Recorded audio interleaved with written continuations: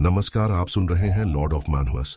दोस्तों, इस कहानी का एमसी एलन पलाटियो एक नॉर्मल कॉर्पोरेट स्लेव था जो हफ्ते के 78 आवर्स काम करता था। लेकिन एक दिन अचानक वो एक फैंटेसी वर्ल्ड में रीइंकारनेट हो जाता है। साला, हम लोग कब रीइंकारनेट होंगे? नॉर्मली रीइंकारनेट होना एक अच्छी बात होती है और हमारे एमसी के लिए भी ये एक तरह से अच्छा ही था। लेकिन वो किसी हीरो की नहीं, बल्कि एक ऐसे नोबल की बॉडी में पैदा हुआ था जो पूरी तरह से अनपढ़ था। और हद तो तब हो गई जब पता चला कि इसके पास कोई खास टैलेंट भी नहीं था, कोई स्पेशल एबिलिटीज नहीं, टोटल चोमू रीइंकारनेशन। फिर भी उसे डिलीशियस खाना खाने को और आराम से नहाने को मिल रहा था, क्योंकि उसकी सेवा में मेड्स लगी हुई थीं। उसे एक काउंट का बेटा माना जाता था जो दिन भर खाने और खेलने के अलावा कुछ नहीं करता था। वो इतना एंजॉय कर रहा था कि उसने ये जानने की भी जहमत नहीं उठाई कि वो किस वर्ल्ड में आ गया है। एक दिन मेड्स उसे नहलाते हुए बताती हैं कि उसे जल्दी सो जाना चाहिए क्योंकि अगले दिन उसके भाई वापस आ रहे हैं। ये सुनकर हमारा एमसी कंफ्यूज हो जाता है और मेड्स को लगता है कि वो मजाक कर रहा है।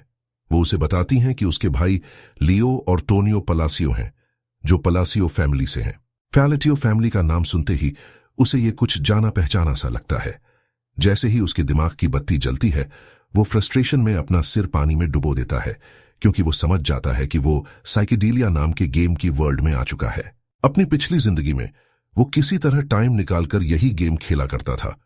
साइकेडेलिया एक टर्न बेस्ड आरपीजी था जिसमें प्लेयर कोई भी रूट चुने, लेकिन जैसे ही 5 ग्रेट सिंस सामने आते, पूरा किंगडम, नोबल्स, शहर, सब कुछ तबाह हो जाता था। ये 5 ग्रेट सिंस थे: ग्रीड, राथ, स्लॉथ, प्राइड और ऑब्सेशन। इन पांचों ने सब कुछ बर्बाद कर दिया था और तबाह हुए घरों में से एक पलेटियो काउंटी भी था। इस घर का सबसे बड़ा बेटा लियो रंडीबाजों का बादशाह के नाम से जाना जाता था, जबकि दूसरा बेटा टोनियो ड्रग किंग था।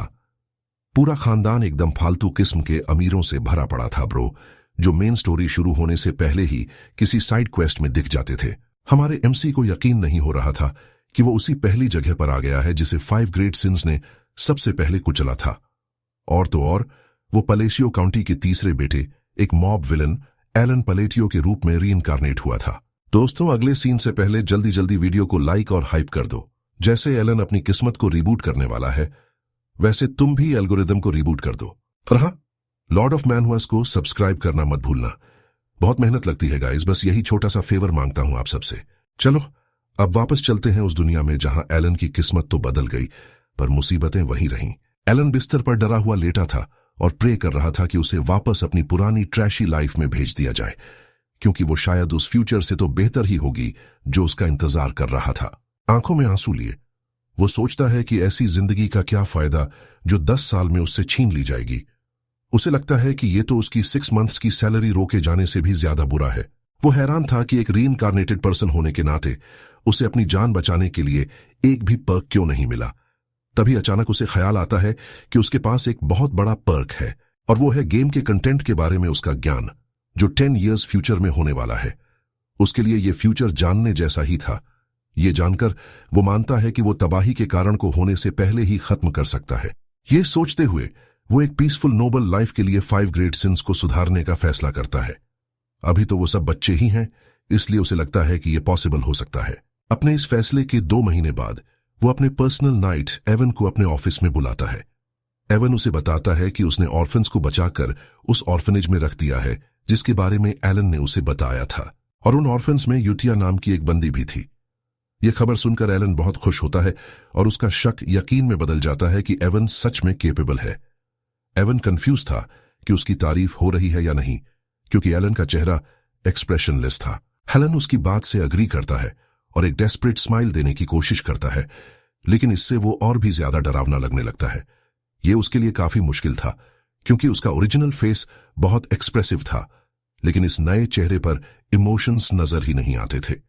फिर भी एवन कॉम्प्लीमेंट के लिए एलन को थैंक यू कहता है। एलन को गेम में बिट्रेयल बहुत आम था, लेकिन एवन एक rare top tier supporting character था जो अपने मास्टर को कभी बिट्रे नहीं करता। जैसे ही एलन ने उसे ढूंढा, उसने बिना सोचे समझे उसे हायर कर लिया था। एवन फिर एलन से कंफर्म करता है कि ये रेड यूटिया को बचाने के लिए थी, और एलन हाँ में जवाब देता है। अब एवन समझ जाता है कि एलन यूटिया में इतना इंटरेस्टेड क्यों है, क्योंकि इतने सालों तक मर्सनरी रहने के बावजूद उसने यूटिया जैसी ऑर्डिनरी बच्ची नहीं देखी थी। बेसिकली वो बहुत ज्यादा स्ट्रांग थी। जिससे एवन हैरान था कि उसने खुद को इतनी आसानी से पकड़े जाने क्यों दिया। हेलन तब एवन से पूछता है कि वो उस बंदी को स्टेट क्यों नहीं लाया जहां सब कुछ ज्यादा आसान होता। एवन के ऑब्जर्वेशन की तारीफ करते हुए एलन कहता है कि भले ही ये उसकी पावर को वेस्ट करने जैसा लगे, लेकिन उसे ऑर्फनेज में रखना ही एलन के प्लान का हिस्सा है। यूथिया ब्लूदिया ग्रोटेस्क ब्लड ट्राइब की एक मेंबर है जो दूसरे डायमेंशन के एक इंडिस्क्राइबेबल बीइंग के साथ कॉन्ट्रैक्ट करके पावर हासिल करती है। बाद में यूथिया बड़ी होकर 5 ग्रेट सिंस में से सिन ऑफ रॉथ बनती है।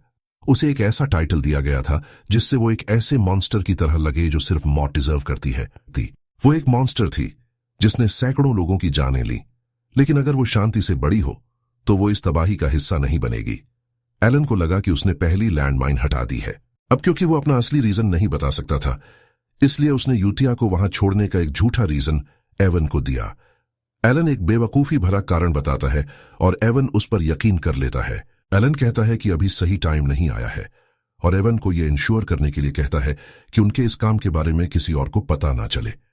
वो एवन को ऑर्फनेज की हर जरूरत पूरी करने का ऑर्डर भी देता है। फिर एलन एवन को एक लेटर देते हुए कहता है कि वो इसे यूथिया को दे दे। एवन पूछता है कि क्या लेटर इंपॉर्टेंट है, जिस पर एलन जवाब देता है कि ये यूथिया को सेटल होने में मदद करेगा। एलन को लगता है कि ये लेटर उसे शांत करने के लिए बहुत अच्छा रहेगा, क्योंकि वो एक बहुत बुरे ह्यूमन एक्सपेरिमेंट से गुजरी है। सिवान इस बात से इंप्रेस होता है कि उसके मास्टर ने लेटर तक लिखा और उसे सेफली डिलीवर करने का वादा करता है। हालांकि उसे नहीं पता था कि लेटर यूथिया को शांत कर पाएगा या नहीं, एलन को लगा कि उसे कोशिश तो करनी ही चाहिए। असल में उसने लेटर में लिखी अच्छी बातों के बीच अपना असली मैसेज छिपा दिया था। ये एक ऐसा मैसेज था जो उसने गेम को बार बार खेलते हुए दर्जनों बार सुना था। ये आर्चबिशप का एक काल्मिंग मैसेज था जो सिन ऑफ रॉथ पर काम करता था। हालांकि गेम में यह मैसेज बहुत देर से मिलता था, लेकिन एलन को यकीन था कि यूथिया को यह मैसेज जल्दी भेजने से उसे सही रास्ते पर लाने में मदद मिलेगी। एलन को यकीन नहीं हो रहा था कि वो एक मॉन्स्टर से दोस्ती करने की कोशिश कर रहा है, लेकिन क्योंकि वो दूसरे वर्ल्ड के एक बीइंग की पूजा करते थे, उसे लगा कि ये काम करेगा। जब यूथिया को लेटर मिलता है तो वो उसे पढ़ने में एक मोमेंट लेती है और उस एक पल में एवन उसके शरीर से निकल रही जबरदस्त मैजिकल पावर को महसूस कर सकता है, जो कि काफी अब्सर्ड था। वो असल में एक अजीब बच्ची थी जिसके चेहरे पर कोई इमोशंस नहीं थे। यूथिया तब एवन से पूछती है कि क्या सच में एलन ने ही ये लेटर भेजा है, और अपने शरीर में डर महसूस करते हुए भी एवन हाँ कहता है। इसके बाद यूथिया अपने अंदर से एक बहुत डरावना ऑरा छोड़ने लगती है और पूछती है कि एलन खुद क्यों नहीं आया। एवन यकीन नहीं कर पाता कि वो बंदी अपनी इतनी कम उम्र में ही पीक लेवल पर पहुंच चुकी है, तभी तो उसके माना को देखा जा सकता था।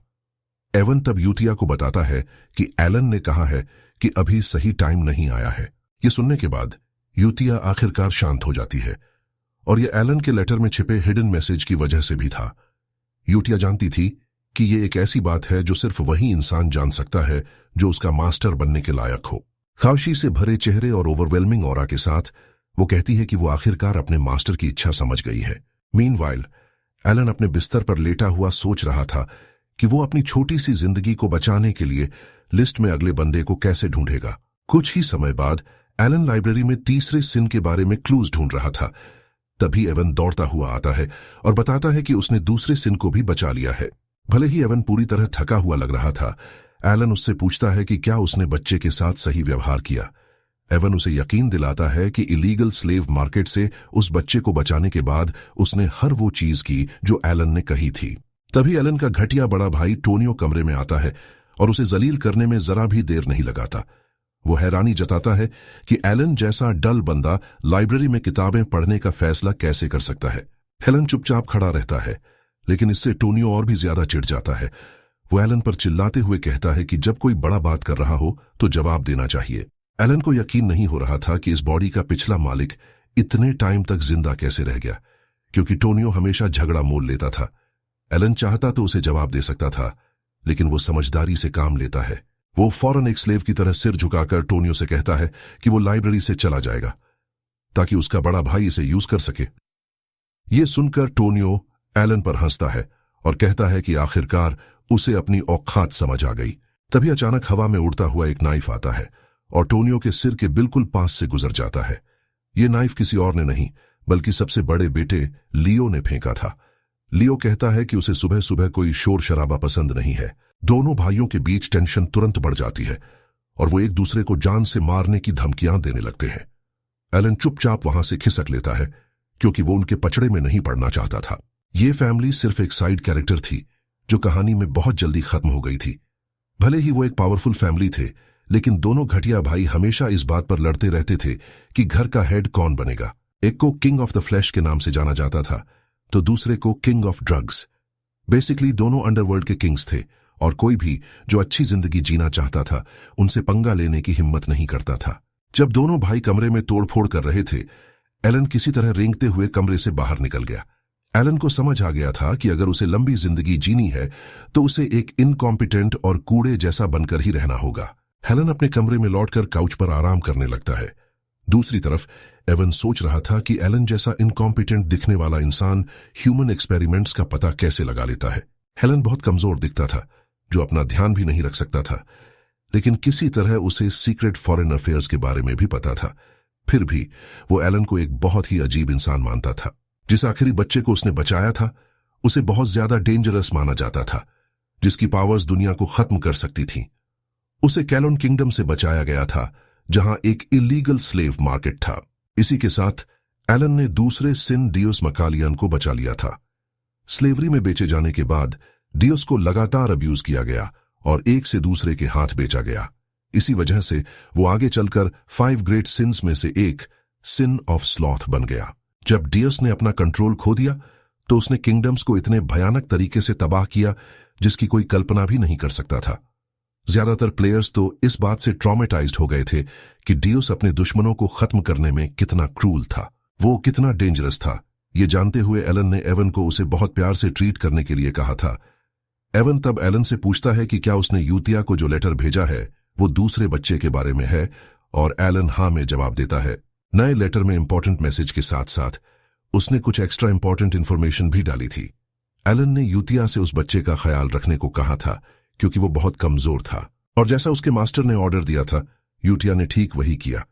वो डियोस के पास जाकर उसे उसकी डेस्परेट मेंटल सिचुएशन से बाहर निकालने में मदद करती है और उसे बताती है कि उसे एक महान इंसान ने चुना है। यूतिया ने डियोस से कहा कि अगर वो एलन की पूरी लॉयल्टी के साथ सेवा करेगा तो उसे उन लोगों से बदला लेने का मौका मिलेगा जिन्होंने उसके साथ गलत किया था। यूतिया की मदद से डियोस अपनी पावर को अनलीश करने के साथ साथ उसे कंट्रोल में भी रखना सीख लेता है। दूसरी तरफ एलन पैनिक कर रहा था क्योंकि उसे नहीं पता था कि तीसरा बॉस कहां है। तभी एवन कमरे में आकर एलन को बताता है कि दूसरा बेटा टोनियो मर चुका है। यह सुनकर एलन सच में शॉक हो जाता है क्योंकि टोनियो को अभी नहीं मरना चाहिए था। जल्द ही टोनियो का फ्यूनरल अरेंज किया जाता है और हॉल में भी उनका पिता लड़कियों के साथ मजाक मस्ती करता नजर आता है, जैसे उसे अपने बेटे की मौत से कोई फर्क ही नहीं पड़ा हो। दूसरी ओर एलन को टोनियो की मौत एक एक्सीडेंटल फॉल से होना बहुत सस्पिशियस लगता है क्योंकि गेम में ऐसा नहीं हुआ था। गेम में लियो को टोनियो को मारने में काफी मशक्कत करनी पड़ी थी, लेकिन अब चीजें अलग थीं क्योंकि एलन साफ देख सकता था कि लियो टोनियो की लाश पर खड़ा हंस रहा है। फिर भी एलन को लगता है कि उसे सिर्फ 5 ग्रेट सिंस को इकट्ठा करने पर फोकस करना चाहिए। 1 साल बाद घर में सब कुछ पहले से ज्यादा स्टेबल लग रहा था क्योंकि अब सक्सेशन के लिए कोई लड़ाई नहीं थी और लियो ने भी अपने भाई का ड्रग ट्रेड संभाल लिया था। उस 1 साल में एलन और यूतिया पेन फ्रेंड्स बन गए थे। वो हमेशा एक दूसरे को लेटर्स भेजते रहते थे और क्योंकि सब कुछ अच्छा चल रहा था, ऑर्फनेज को भी ढेर सारा डोनेशन मिल रहा था। हेवन तब एलन को बताता है कि उसे उस चीज के बारे में एक क्लू मिला है जिसे वो ढूंढ रहा है। यह सुनकर एलन खुश हो जाता है क्योंकि इसका मतलब था कि उसे तीसरे बॉस के बारे में एक एंशिएंट रिकॉर्ड मिला है। एलन को खुशी थी कि आखिरकार उसने तीसरे बॉस को भी ढूंढ लिया। एलन के लिए तो ये एक पीसफुल शाम थी, लेकिन एक ड्रग डिस्ट्रीब्यूशन साइट पर ऐसा बिल्कुल नहीं था। लियो के अंडर काम करने वाले 2 high ranking officers warehouse पहुंचते हैं तो देखते हैं कि उनके दर्जनों साथी खून में लथपथ पड़े हैं। जो अभी भी जिंदा थे वो खुद को ऐसे मारने लगते हैं जैसे उन्होंने अपने शरीर पर से कंट्रोल खो दिया हो। वो सबसे भयानक तरीके से अपने गले में चाकू घोंप रहे थे। जल्द ही उन 2 ऑफिसर्स का भी वही हाल होता है जो उनके साथियों का हुआ था। पता चलता है कि इस सब के पीछे डियोस का हाथ था और उसे यूतिया सुपरवाइज कर रही थी। बुरे लोगों को खत्म करने के बाद डियोस यूतिया से पूछता है कि क्या उनके इस काम का कोई मतलब भी है, जिस पर यूतिया उसे यकीन दिलाती है कि इसका मतलब है। यूतिया देव से पूछती है कि क्या उसे उन बुरे लोगों पर तरस आ रहा है, लेकिन वो कहता है नहीं, क्योंकि वही लोग दूसरों को सब्सटेंसेस लेने पर मजबूर करते थे। वो तो बस ये जानना चाहता था कि उनके रिवेंज प्लान के लिए इसका क्या मतलब है। यूदिया तब उसे यकीन दिलाती है कि ये उनके मास्टर की वापसी के लिए स्टेज सेट कर रहा है, और क्योंकि वो आ रहे हैं तो वो उनके थ्रोन को अस्त व्यस्त हालत में नहीं छोड़ सकते। डेओस को आखिरकार वो सब कुछ समझ आ जाता है जो यूदिया उसे समझा रही थी, और सीन छोड़ने से पहले वो वेयरहाउस को पूरी तरह से तबाह कर देते हैं। वो जमीन पर एक ब्लू मून का साइन छोड़कर जाते हैं, क्योंकि वो खुद को ब्लू मून मानते थे जो एलन की ब्लेड थे। एक और साल बाद सब कुछ स्मूथली चल रहा था जब एवन उसे रिपोर्ट करने आता है कि उसने 5वें बच्चे को भी बचा लिया है। 5वां बच्चा भी ऑर्फनेज भेज दिया गया था, और एलन अपनी खुशी रोक नहीं पा रहा था कि उसने अपनी सबसे बड़ी चिंता को दूर कर लिया है। अपनी मेहनत के बदले एलन एवन को सबसे अच्छी मिठाई खिलाता है जो वो उसके लिए ला सकता था। तीसरे सिन, रिने, ग्रीड को ढूंढना सबसे मुश्किल था, लेकिन वो अपने गेमर नॉलेज की वजह से ये भी करने में कामयाब रहे। एवन ने भी ये इंश्योर करने के लिए पूरी मेहनत की कि अंत में सब कुछ ठीक हो जाए। एलन तब एवन से कहता है कि वो कुछ समय के लिए आराम कर सकता है, क्योंकि वो काफी टाइम से भाग दौड़ कर रहा था। एवन पूछता है कि क्या ऑर्फनेज का मिशन पूरा हो गया है, जिस पर एलन हाँ कहता है। ये सुनकर एवन को राहत मिलती है, और वो एलन से पूछता है कि क्या वो खुश नहीं है, क्योंकि वो ऐसा दिख नहीं रहा। लेकिन एलन उसे यकीन दिलाता है कि वो खुश है, बल्कि वो तो क्लेम करता है कि वो इस समय स्माइल कर रहा है, भले ही उसका चेहरा इसका उल्टा बता रहा हो। एवन के पास एलन की बात मानने के अलावा कोई चारा नहीं था। एलन जमीन पर लेट जाता है इस राहत के साथ कि सब कुछ वैसा ही हो रहा है जैसा वो चाहता है, क्योंकि ये बच्चे सिर्फ अपने बुरे पास्ट की वजह से ईविल बने थे। उसने उन सबको बचाने का मिशन बनाया था, और उसे पहले यकीन नहीं था कि वो ये कर पाएगा। हेलन फिर एवन से ऑर्फनेज के स्टेटस के बारे में पूछता है, और एवन उसे एक लेटर देता है। एवन उसे यकीन दिलाता है कि सब कुछ उम्मीद के मुताबिक स्मूथली चल रहा है। पहले तो बच्चे टूटी हुई डॉल्स की तरह थे, लेकिन अब किसी तरह वो खिलखिलाने लगे थे। ये सुनकर एलन को राहत मिलती है, क्योंकि अब उन्हें केयर टेकर्स हायर करने की जरूरत नहीं पड़ेगी। एलन को यूतिया पर गर्व होता है, क्योंकि उसे उम्मीद नहीं थी कि वो बच्चों की देखभाल करने का प्रेशर हैंडल कर पाएगी। एलन को शक है कि ये उसके लिए आसान इसलिए है क्योंकि उसकी बैकग्राउंड सेटिंग ऑर्फनेज से जुड़ी हुई है। एलन तब एवन से कहता है कि उसने जो कुछ भी देखा है उसे लगता है कि यूतिया एक अच्छी बच्ची है। जो लेटर उसने भेजा था उसमें वो एलन को यकीन दिलाती है कि उसे चिंता करने की कोई जरूरत नहीं है, क्योंकि सब कुछ सेटल्ड है। एलन कहता है कि उसे बच्चों को ठीक से बड़ा होते देखकर कितना गर्व हो रहा है। चूंकि 5 बच्चे बहुत अच्छे से बड़े हो रहे थे, एलन ये कंक्लूजन निकालता है कि एनवायरनमेंट का भी बहुत बड़ा रोल होता है। एवन तब एलन से पूछता है कि वो बच्चों से मिलने का प्लान कब बना रहा है, क्योंकि उसने कहा था कि एक टाइम आएगा। मन ही मन एलन का बच्चों से पर्सनली मिलने का कोई इरादा नहीं था। वो जानता था कि उनसे मिलना अच्छा रहेगा ताकि वो और करीब आ सके, लेकिन वो उनकी पर्सनालिटीज से डरा हुआ था जो उसने गेम खेलते हुए देखी थी। फिर भी उसे लगा कि अब सब ठीक होना चाहिए, क्योंकि उसने उनके अवेकनिंग से पहले ही उन्हें बचा लिया था। हेलन तब एवन से झूठ बोलता है, ये कहते हुए कि वो शायद फ्यूचर में बच्चों से मिलने की कोशिश करेगा। अब जब उसने रेस्क्यू मिशन पूरा कर लिया था, एलन को लगा कि उसकी लिस्ट में अगली चीज सेल्फ डिफेंस स्किल्स सीखना है। चूंकि मैजिक के लिए टैलेंट की जरूरत थी, एलन के पास उसे सीखने के लिए जो जरूरी था वो था। एवन तब एलन से पूछता है कि क्या उसने ब्लू मून के बारे में सुना है। एलन जवाब देता है कि नहीं, जिस पर एवन बताता है कि ये एक ग्रुप है जिसने हाल ही में क्रिमिनल ऑर्गेनाइजेशंस का शिकार करके पॉपुलैरिटी हासिल की है। चूंकि ये कचरा साफ करने जैसा लग रहा था, एलन को इसमें कोई प्रॉब्लम नजर नहीं आई, क्योंकि ब्लू मून गेम की स्टोरी का हिस्सा नहीं था। एलन को लगा कि ये जल्द ही खत्म हो जाएगा। हेवन तब बॉम्बशेल गिराता है, ये कहते हुए कि ग्रुप ने नोबल्स को भी मारा है, इसीलिए उसे लगा कि एलन शायद उन्हें जानता होगा। ये सुनते ही एलन एवन से कहता है कि वो आज से उसके पास वाले कमरे में सोना शुरू कर दे। मीनवाइल ब्लू मून की लीडर यूटिया अपने मेंबर से हफ्ते की रिपोर्ट मांग रही थी। सियोल रंग the sin of pride report करती है कि उसने स्लेव ट्रेडर हेड्स का काम तमाम कर दिया है। उन्हें खत्म करने से पहले उसने वादा किया था कि अगर वो उसकी आंखों का रंग बता देंगे तो वो उन्हें जिंदा छोड़ देगी, लेकिन ऑब्वियस रीजंस की वजह से वो नहीं बता पाए, जिसके चलते उसने उन सबको मार दिया। Rinne the sin of grid फिर बताती है कि सभी बॉडीज को सफाई से दफना दिया गया था और इलीगल एक्सपेरिमेंट्स के मामले को राडान द सिन ऑफ ऑब्सेशन ने संभाल लिया था। यूटिया ये सुनकर खुश होती है क्योंकि सब कुछ वैसा ही हो रहा था जैसा वो चाहती थी। वो उन सब की तारीफ करते हुए कहती है कि वो सब ब्लू मून की ग्लोरी के लिए ही एग्जिस्ट करते हैं। तभी राडान कहता है कि एक छोटी सी प्रॉब्लम है।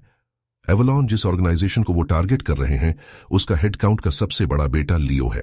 असल में राडान को एक डेंजरस डॉक्यूमेंट मिला था जब वो एवलॉन का साउथ बेस खत्म कर रहे थे। बेसिकली लियो उनके पिता के मरने के बाद एलन को खत्म करने का प्लान बना रहा था। जब यूतिया ये देखती है तो वो गुस्से से भर जाती है। 2 साल बाद काउंट पलेटियो जो बीमार चल रहे थे मर जाते हैं। ऑफिशियल रिपोर्ट में कहा गया कि उनकी मौत कार्डियक अरेस्ट से हुई, लेकिन उनकी ड्रग अब्यूज की हिस्ट्री को देखते हुए ये साफ था कि उन्हें किसने मारा था। फ्यूनरल प्रोसीडिंग्स के दौरान लियो को पता चलता है कि ब्लू मून ने उसके बिजनेस पर फिर से हमला कर दिया है। एलन अपने भाई और उसके आदमियों को ब्लू मून के बारे में बात करते हुए सुनता है और समझ जाता है कि उन्होंने आखिरकार ऑर्गेनाइजेशन को सीरियसली लेना शुरू कर दिया है। कुछ ही देर में काउंट का फ्यूनरल, जिसमें एक भी शोक मनाने वाला नहीं था, बहुत शांति से खत्म हो गया। फ्यूनरल के बाद एवन एलन से उसका अगला प्लान पूछता है। एवन उसे याद दिलाता है कि अगले साल तक लियो को टाइटल मिल जाएगा। हैरानी की बात है कि एलन एवन से कहता है कि वो लोग एस्टेट छोड़ रहे हैं। ये एवन को शॉक कर देता है और एलन बताता है कि वो साउथ में रॉडमिल नाम के एक रिमोट विलेज जा रहे हैं। ये पलेटियो काउंटी के सदर्न टेरिटरी में एक दूर दराज का गांव था। बिना टाइम वेस्ट किए एलन और एवन मैंशन से निकल जाते हैं और रॉडमिल में एंजॉय कर रहे होते हैं कि तभी सिर्फ 3 डेज बाद उन्हें वापस मैंशन लौटने पर मजबूर कर दिया जाता है। कुछ शॉकिंग और सरप्राइजिंग हुआ था और वो था सबसे बड़े बेटे लियो की मौत। एलन को यकीन नहीं हो रहा था कि वो सिर्फ 3 डेज में ही एस्टेट वापस आ गया है। एलन हैरान था कि उसके जाने के सिर्फ 3 डेज के अंदर ही सबसे बड़ा बेटा कैसे मर गया। उसकी मौत का कारण दिल में ब्लेड लगने से हुआ था, लेकिन उसे किसने मारा, ये सवाल अभी भी बना हुआ था। बाद में एलन एवन से पूछता है कि क्या उसे कुछ अनयूजुअल मिला, और वो हाँ कहता है। तभी एवन एलन से पूछता है कि क्या उसने ही एक रात में एवलॉन को खत्म किया था। यह सवाल एलन को शॉक कर देता है और उसे आखिरकार समझ आता है कि दूसरे नोबल्स और गेस्ट्स उसकी आंखों में देखने से क्यों डर रहे थे।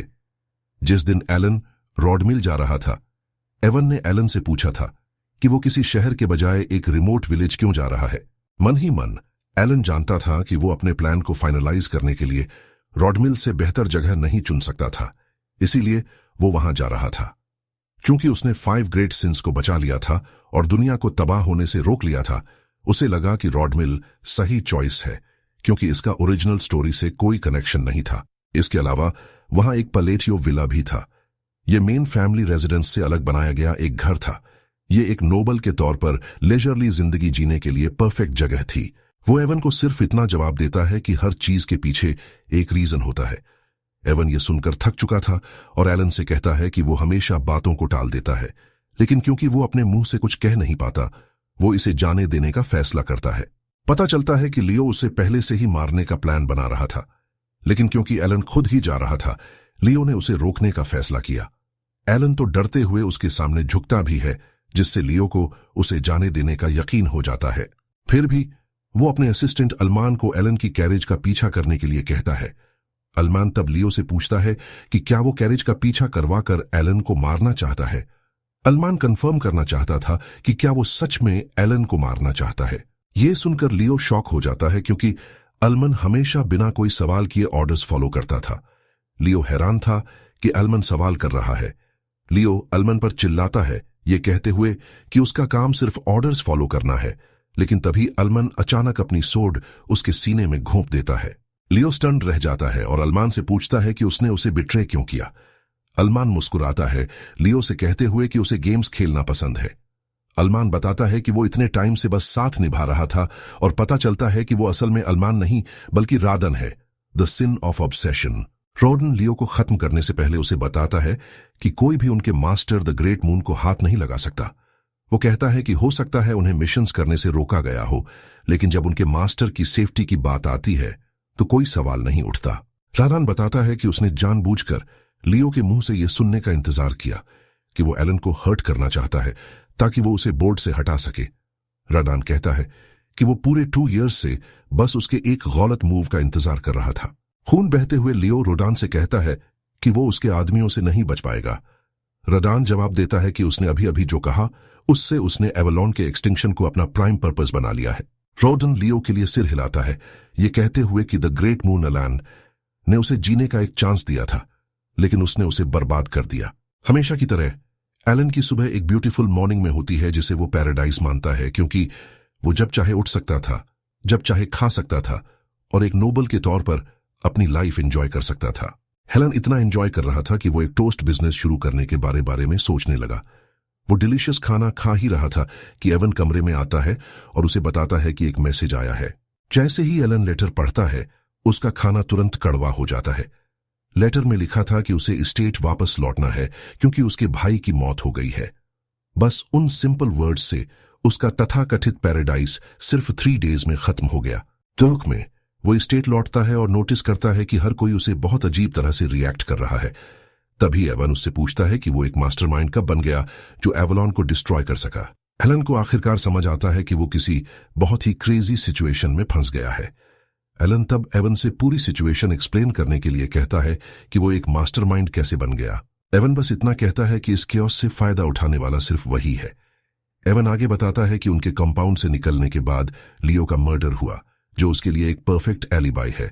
इसके अलावा इससे वो बिना किसी राइवल के एयर की पोजीशन पर प्रमोट हो गया। एवन बताता है कि चूंकि एवलॉन खत्म हो गया है, एलन को अब परेशान करने वाला कोई नहीं होगा। इन सबको मिलाकर एवन कहता है कि एलन काउंटी का मास्टरमाइंड बन गया है।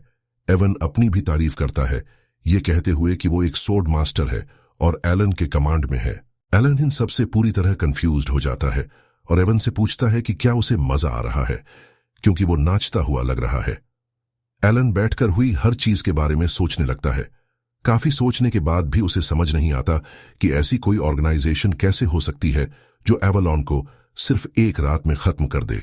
तभी उसे याद आता है कि एवन ने एक बार उसे बताया था कि एक ऑर्गेनाइजेशन है जो दूसरी ऑर्गेनाइजेशंस का शिकार करती है। एलन को लगता है कि कल्प्रिट्स शायद ब्लू मून हो सकते हैं। हेवन तब एलन को बताता है कि गिल्ड से मिली इंफॉर्मेशन के मुताबिक ब्लू मून के इन्वॉल्व होने का कोई इंडिकेशन नहीं है। बेसिकली ब्लू मून ऑर्गेनाइजेशन कभी बॉडीज नहीं छोड़ती, लेकिन वो एक मार्क छोड़ जाते हैं। दूसरी तरफ एवलॉन के ऑफिशियल्स को सोर्ड से मारा गया था। एलन को आखिरकार समझ आता है कि उन्होंने उसे मास्टरमाइंड क्यों चुना, क्योंकि उसके पास एक असिस्टेंट है जो सोर्ड चलाता है। क्योंकि ब्लू मून मेन स्टोरी से पहले नहीं आया था और उनके कल्प्रिट्स होने का कोई इंडिकेशन नहीं था, एलन सोचने लगता है कि ये कौन हो सकता है। बाद में अपनी यूजुअल मीटिंग्स के दौरान यूटिया अपने कॉलीग्स से पूछती है कि क्या उनकी इन्वॉल्वमेंट के कोई ट्रेसेस मिले, लेकिन वो उसे यकीन दिलाते हैं कि ऐसा कुछ नहीं था। जो कुछ भी उन्होंने पीछे छोड़ा था वो बस बॉडीज के ढेर थे और उन्होंने सब कुछ यूतिया के कहे मुताबिक ही किया था। यूतिया मुस्कुराती है क्योंकि उसका प्लान बहुत अच्छे से काम कर गया था। इससे एवलॉन, वो पावरफुल ऑर्गेनाइजेशन, खत्म हो गई जिसने कभी अस्टीरिया किंगडम को रैंसम पर रखा हुआ था। यूटिया और उसके कॉलीग्स को एवलॉन को बर्बाद करने में सिर्फ 5 डेज लगे थे। रेडन तब यूटिया को बताता है कि क्लीन अप अभी पूरी तरह से कंप्लीट नहीं हुआ है। यूटिया उससे पूछती है कि इसका क्या मतलब है और वो बताता है कि उसे और भी नोबल्स मिले हैं जो एवलॉन से कनेक्टेड थे। लगता है कि अल्टिया ड्यूकडॉम इस सब में सबसे ज्यादा इन्वॉल्व्ड कल्प्रिट है। बिना सोचे समझे यूटिया ग्रुप से कहती है कि उन्हें चुपचाप इस थ्रेट को हटाना होगा। यूटिया फिर अपने दोस्तों से इंफॉर्मेशन गिल्ड के बारे में पूछती है और वो उसे यकीन दिलाते हैं कि गिल्ड के पास ऐसा कुछ नहीं है जो उन्हें इस अनाइलेशन से लिंक कर सके। बेसिकली बाकी सभी गिल्ड्स का भी वही व्यू था जो इंफॉर्मेशन गिल्ड का था, क्योंकि वो सब इसे hello created by the sword master कह रहे थे।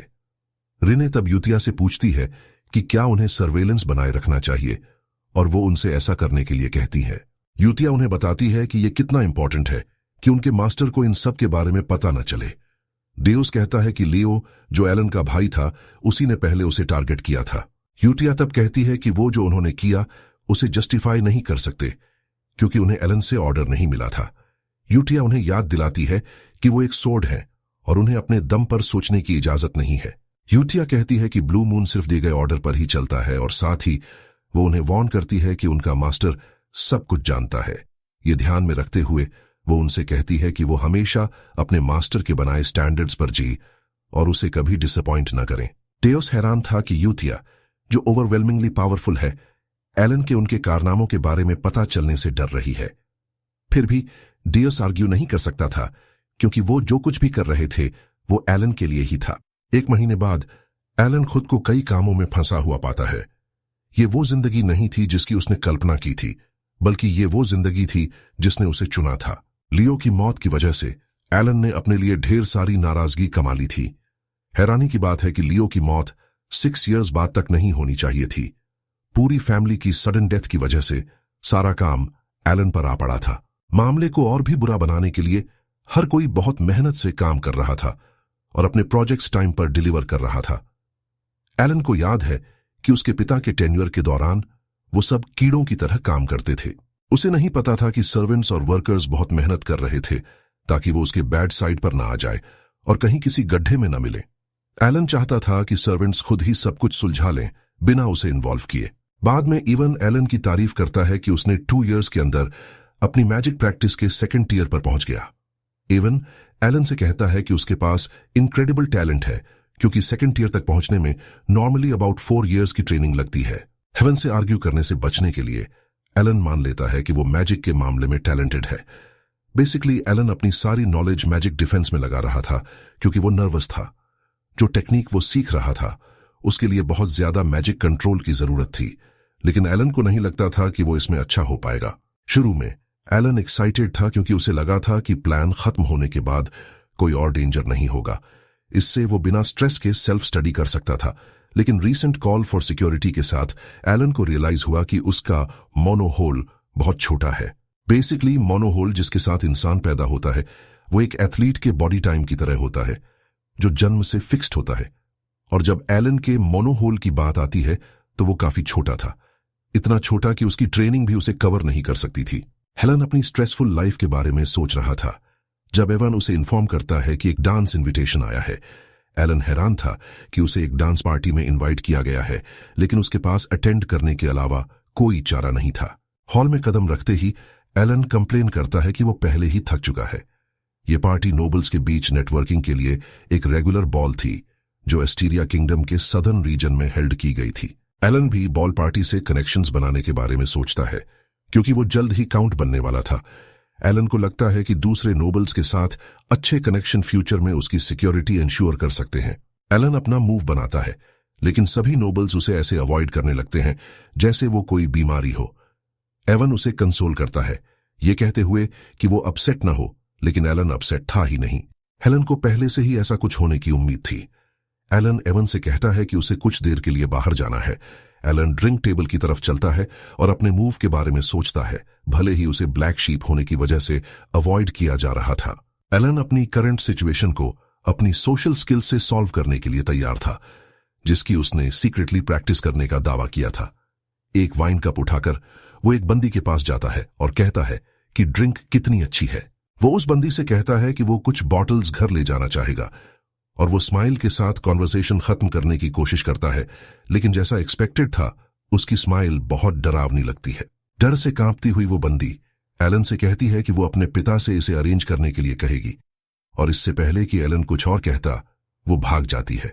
एलन खुद को अकेला पाता है, जबकि घर में मौजूद दूसरे गेस्ट्स फुसफुसाने लगते हैं कि एलन ने जरूर उस इनोसेंट बंदी को थ्रेटन किया होगा जिससे वो भाग गई। बल्कि उन्हें लगता था कि एलन अपने मरे हुए भाइयों से भी ज्यादा बुरा है। एलन खुद को इस रियलिटी से बहलाने की कोशिश करता है कि वो बंदी उससे डर गई थी, और ये कंक्लूजन निकालता है कि वो जरूर शाय होगी। हेवन एलन को कंसोल करने के लिए आता है, और वो उन सभी सैक्रिफाइसेस के बारे में बताता है जो उसने सब कुछ अच्छा करने के लिए किए थे। उसे आखिरकार समझ आता है कि पलेटियो नाम उसकी सोच से भी ज्यादा ड्रेडफुल है। चूंकि रूमर्स ने क्लेम किया था कि उसने अपने भाइयों को मरवाया है, वो ऑटोमेटिकली वो इंसान बन गया था जिससे कोई एसोसिएट नहीं होना चाहता था। कमरे से तंग आकर एलन एवन से कहता है कि उसे कुछ ताजा हवा चाहिए। मीनवाइल एक peculiar red headed woman Allen पर नजर रखे हुए थी। एलन बैल्कनी पर अपनी ट्रैश लाइफ को याद कर रहा था जब एक स्ट्रेंज बंदी आकर एलन से बात करने की इजाजत मांगती है। एलन हैरान था कि किसी ने उससे बात की, और जब वो ध्यान से देखता है तो पता चलता है कि वो लोरिया अल्टिया है, अल्टिया डुकल हाउस की तीसरी बेटी। एलन को इस बात से ज्यादा हैरानी नहीं होती कि उस हाउस से कोई उससे बात कर रहा है। एलन को याद है कि अल्टिया फैमिली गेम के ग्रेट विलन्स में से एक थी। वो बेसिकली नॉर्थ के ब्लैक शीप थे। एलन समझ जाता है कि जिसने भी उससे बात करने का फैसला किया है वो कोई ऑर्डिनरी पर्सन नहीं है। लेकिन एलन हैरान था कि उसे ये बंदी याद क्यों नहीं है, क्योंकि उसे नहीं लगता कि उसने उसे गेम खेलते हुए देखा था। तभी लोरिया सीधे पॉइंट पर आती है और एलन से कहती है कि उसे उसकी स्ट्रेंथ की जरूरत है क्योंकि जल्द ही उसका असैसिनेशन होने वाला है। हेलन ये सुनकर शॉक हो जाता है और वो बंदी बताती रहती है कि अब तक वो अपने पिता के प्रोटेक्शन में थी क्योंकि वो उसकी मिस्ट्रेस की बेटी है, लेकिन अब उसके पिता बीमार पड़ गए हैं और उसे डर है कि उसकी बहनें उसे खत्म कर देंगी। एलन को आखिरकार समझ आता है कि ये सब सर्वाइवल के बारे में है और तब उसे याद आता है कि उसे वो बंदी इसलिए याद नहीं है क्योंकि वो गेम की मेन स्टोरी शुरू होने से पहले ही मर गई थी। लोरिया एलन से मदद के लिए प्लीड करती रहती है और एलन अपना जवाब देते हुए कहता है कि वो मदद नहीं करने वाला। लोरिया कहती है कि वो उसकी मदद फ्री में नहीं मांग रही है। लोरिया एलन से वादा करती है कि अगर वो उसकी मदद करेगा तो वो उसे हाफ ऑफ द डूच दे देगी। एलन उसे इग्नोर करते हुए कहता है कि वो जा रहा है। एलन मानता है कि लोरिया एक टाइट पोजीशन में है, लेकिन साथ ही अगर वो उसकी मदद करेगा तो वो खुद को भी डेंजर में डाल देगा। भले ही वो मदद करना चाहे, एलन जानता है कि वो नहीं कर सकता क्योंकि रूमर के उलट वो सिर्फ एक टैलेंटलेस डूड है। जैसे ही वो दरवाजे से निकलने वाला होता है, एलन की कॉन्शियंस उसे रोक लेती है और वो मुड़कर लोरिया से बात करता है। वो उसे कहता है कि उसके लिए कुछ अच्छा होगा और मन ही मन वो उम्मीद करता है कि वो सच में किसी ऐसे से मिले जो उसकी मदद कर सके। मीनवाइल सिंस जो एलन पर नजर रखे हुए थे नोटिस करते हैं कि लोरिया ने उससे अप्रोच किया है और वो ये डिसाइड करते हैं कि एक्ट करने से पहले यूटिया को बताना सबसे बेस्ट ऑप्शन है। रेने तब देउस से कहता है कि शायद सिचुएशन रिपोर्ट करने की जरूरत न पड़े क्योंकि लोरिया ही अकेली अल्टिया है जो उनके बुरे कामों से एफिलिएटेड नहीं है। ये उसे रडान के टारगेट होने से बचाता है। देउस अग्री करता है कि इससे चीजें आसान हो जाती हैं क्योंकि बाकी एल्टियस से तो डील कर ही लिया जाएगा। रिने बताता है कि यूटिया ने उनसे कहा है कि सारे इंफॉर्मेशन फ्लो को कट ऑफ कर दिया जाए ताकि एवलॉन इंसिडेंट की खबर एलन तक कभी न पहुंचे। एलन हॉल में अकेला चल रहा था जब उसे रेड हेडेड बंदी अप्रोच करती है। एलन पहले तो कंफ्यूज्ड हो जाता है कि ग्रीट उसे किया जा रहा है या किसी और को। एलन नर्वसली ग्रीटिंग्स का जवाब देता है और जिस तरह से वो बंदी चल रही थी और उसका ऑरा था, एलन देख सकता था कि वो एक शेडी पर्सन है। एलन याद करने की कोशिश करता है कि वो कौन है क्योंकि उसने उसका चेहरा गेम में जरूर देखा था। इसके अलावा उसे लगता है कि जो भी उससे बात करता है वो नॉर्मल नहीं होता। एलन को आखिरकार उसका नाम कालिया जेनोनिया याद आता है और वो उसके पास जाकर ग्रीटिंग्स ऑफर करता है।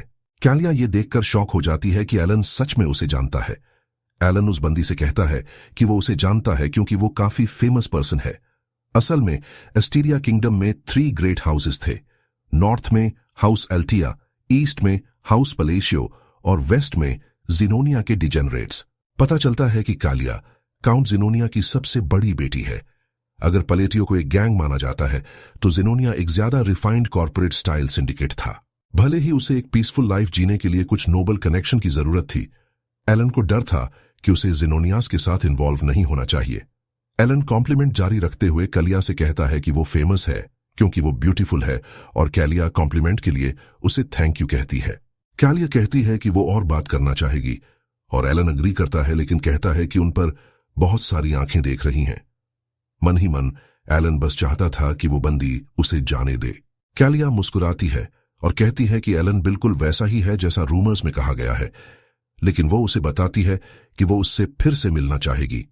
एलन ये सुनकर हैरान हो जाता है और सोचने लगता है कि उस बंदी का क्या मतलब था। मीनवाइल डेउस और रिने अभी भी सिचुएशन मॉनिटर कर रहे थे और लगता है कि कुछ और कंसर्निंग सामने आया है। डेउस रिने को बताता है कि एक वियर्ड डूड है जो एलन का पीछा कर रहा है। चूंकि इसके बारे में कोई डायरेक्ट ऑर्डर्स नहीं थे, रिने सजेस्ट करता है कि वो ऑब्जर्व करें, लेकिन जरूरत पड़ने पर एलिमिनेशन के लिए मूव करें। बाद में एलन और एवन एक कैनियन में जाते हैं जिसे एलन रिपोर्टेडली ढूंढ रहा था। हेवन को इस सब पर शक था और वो एलन से कहता है कि कैनियन के अंदर अंधेरा है, भले ही दिन का उजाला हो। दूसरी तरफ एलन इस बात पर खुश हो रहा था कि आखिरकार उसे अपना ऑब्जेक्टिव मिल गया है। वो प्रे करता है कि वो सही साइट पर हो, क्योंकि अगर ये गलत निकली तो वो डिप्रेशन में चला जाएगा। अंदर घुसते ही एलन को राहत मिलती है कि ये बिल्कुल वही है जिसे वो ढूंढ रहा था। बेसिकली गेम में इसे ढूंढना आसान था, जबकि रियल लाइफ में इसकी लोकेशन जानने में उसे काफी मेहनत करनी पड़ी थी। हेलन असल में एक सर्टेन लैब्रिंथ की वजह से कैनियन आया था, द लैब्रिंथ ऑफ विस्पर्स। अगर वो 8 चेंबर्स में रिडल्स सॉल्व कर सका तो उसे रिवॉर्ड के तौर पर एक वैल्यूएबल आर्टिफैक्ट जीतने का चांस मिल सकता है। चूंकि उसे पूरा वॉक थ्रू अभी भी याद था, उसे लगा कि अब लेवल 1 ग्राइंडिंग का मजा लेने का टाइम आ गया है। लैब्रिंथ के एंट्रेंस पर खड़े होकर एलन हैरान था, क्योंकि ये पहली बार था जब वो इसे रियल लाइफ में देख रहा था। एवन तब बताता है कि कैनियन लगता है हाथों से बनाया गया है, और वो सवाल करता है कि एलन इस जगह को भी कैसे जानता है।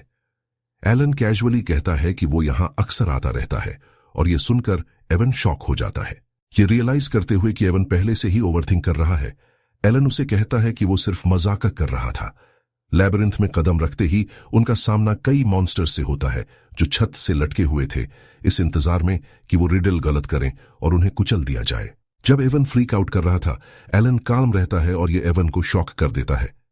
एलन सिर्फ रिडल पर फोकस करता है, जबकि एवन अपना दिमाग खपा रहा था कि वो एलन को समझने में कितनी बार फेल हो चुका है। एवन गहराई से सोचता है और उसे रियलाइज होता है कि उन्होंने जितने भी मिशंस किए हैं वो कभी भी एक दूसरे से रिलेटेड नहीं थे। एक ईविल ऑर्गेनाइजेशन को खत्म करने से लेकर एक स्लेव को बचाने तक, किसी का डेट चुकाने से लेकर एक ऑर्फन की मदद करने तक, और भी बहुत कुछ। ये एवन को सवाल करने पर मजबूर कर देता है कि एलन लैबिरिंथ के बारे में कैसे जानता है जब एलन स्टेट से बाहर भी नहीं निकलता। तभी एलन कहता है कि उसने रिडल सही कर ली है, लेकिन उन्हें जायंट हैंड के अपना काम खत्म करने का इंतजार करना होगा।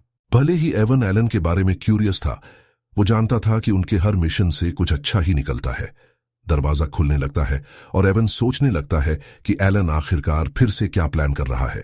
जब दरवाजा आखिरकार खुलता है तो उनका सामना बड़े से कमरे में पड़े अनगिनत ट्रेजर्स से होता है। दूर एक गॉन्टलेट रखा हुआ था जिस पर रिंग्स थीं। अपेरेंटली एलन का एकमात्र मिशन उस पर लगी एक ब्लैक रिंग थी। एवन हैरान था कि उनका एकमात्र गोल ये है, क्योंकि ये पूरी तरह से यूजलेस लग रही थी। एलन रिंग निकालता है और रियलाइज करता है कि ये उसके हाथ के लिए बहुत बड़ी है, लेकिन वो उसे ले लेता है। वो एवन से कहता है कि उसने जो ट्रेजर्स पैक किए हैं उन्हें छोड़ दे, क्योंकि वो सिर्फ मुसीबत लाएंगे। लैबिरिंथ से निकलते हुए एवन को यकीन दिलाता है कि बाहर के रास्ते में कुछ भी डेंजरस नहीं है। एलन वॉक थ्रू के लिए थैंकफुल था, क्योंकि उसने चीजों को उसके लिए आसान बना दिया था। कुछ ही देर में वो एक छोटी सी प्रॉब्लम में फंस जाते हैं। कुछ स्टोन गोलेम्स ने रास्ता ब्लॉक कर दिया था और एवन पहले से ही सोच रहा था कि वो एलन को वहां से कैसे निकालेगा। तभी एलन उसे कहता है कि उसे चिंता करने की कोई जरूरत नहीं है, क्योंकि वो गोलेम्स को हैंडल कर लेगा। एलन को बताने की कोशिश करता है कि एस्केप ही उनकी नंबर 1 प्रायोरिटी है, चाहे वो कुछ भी प्लान कर रहा हो। एलन गोलेम्स की तरफ बढ़ता है और अपनी रिंग वाली फिंगर उठाता है। एवन वरीड था कि एलन खुद को मरवा लेगा, क्योंकि उसका टियर 2 मैजिक गोलेम्स के खिलाफ यूजलेस है। जब वो गोलेम्स के काफी पास पहुंच जाता है, एलन रिंग का इस्तेमाल करके कंस्ट्रेंट इंस्ट्रक्शन को एक्टिवेट करता है। टाइम रुक जाता है और एलन खुद को एक एम्प्टी डायमेंशन में पाता है, जहां सिस्टम उसे बताता है कि उसके पास 2 कंस्ट्रेंट्स हैं जिन्हें वो एनैक्ट कर सकता है। एलन को याद है कि गेम में उसकी करंट पोजीशन पर एक सिलेक्शन विंडो आती थी। एबिस में एक जायंट फेस घूर रहा था और एलन को यकीन था कि लैबिरिंथ क्लियर करने का रिवॉर्ड कंस्ट्रेंट इंस्ट्रक्शन ही है। जैसा कि नाम से पता चलता है, ये एक अब्जॉर्प्शन टाइप आर्टिफैक्ट था जो पावर के बदले यूजर पर रिस्ट्रिक्शंस लगाता था। जो वॉइस अभी एलन से बोली थी उससे सब कुछ बहुत रियल लग रहा था। एलन तब अपना फर्स्ट कंस्ट्रेंट बताता है। स्पेल बोलने के बाद बीइंग उससे पूछता है कि वो क्या हासिल करना चाहता है, और एलन कहता है कि वो वर्ल्ड के लॉज को थोड़ा और ट्विस्ट करना चाहता है। अपना क्लेम रखने के बाद सिस्टम उसका फर्स्ट कंस्ट्रेंट ग्रांट कर देता है, और अपने सेकंड कंस्ट्रेंट के लिए वो सेम प्रोसीजर फॉलो करता है और सिस्टम उससे पूछता है कि वो इससे क्या चाहता है। एलन बस जवाब देता है कि उसकी रिक्वेस्ट पहले जैसी ही है। बीइंग एलन को जवाब देने से पहले 1 मिनट लेता है और एलन को डर लगता है कि उसने सब गड़बड़ कर दिया है। एलन जानता था कि कंस्ट्रेंट के लिए सील्स और वर्ड्स दोनों चुनने से हाईएस्ट मैजिक अटैक पावर मिलती है। जब वो गेम खेल रहा था, उसने सभी हैंड साइंस और फ्रेजेस मास्टर कर लिए थे, जिसका मतलब था कि उसकी रिक्वेस्ट ग्रांट होनी ही चाहिए थी। तभी बीइंग उसकी रिक्वेस्ट ग्रांट कर देता है और वॉइस उसे कहती है कि उसे फॉरगॉटन गॉड से रिलेटेड हर चीज याद रखने के लिए बहुत इंपॉर्टेंट माना जाता है। वॉइस तब उसे फॉरगॉटन गॉड की विल को आगे बढ़ाने के लिए कहती है, जिससे एलन कंफ्यूज्ड हो जाता है। बीइंग के बात खत्म करने के बाद एलन के हाथ में लगी रिंग अब्सॉर्ब हो जाती है, जो इस बात का साइन था कि कंस्ट्रेंट ने सक्सेसफुली काम किया है। तभी एलन रियल वर्ल्ड में लौटता है जब एवन उसे गोलेम के रास्ते से हटाने की कोशिश कर रहा था, लेकिन एलन अपनी मैजिक पावर का सहारा लेता है। पर अपनी पूरी माना यूज करने के बाद भी उसने जो लाइटनिंग का स्फीयर बनाया था वो छोटा ही रहता है। चूंकि उसकी अपनी मैजिक पावर ट्रैश थी, वो कंस्ट्रेंट की पावर को टेस्ट करने का फैसला करता है, उसे वो प्राइस देकर जो वो मांगता है।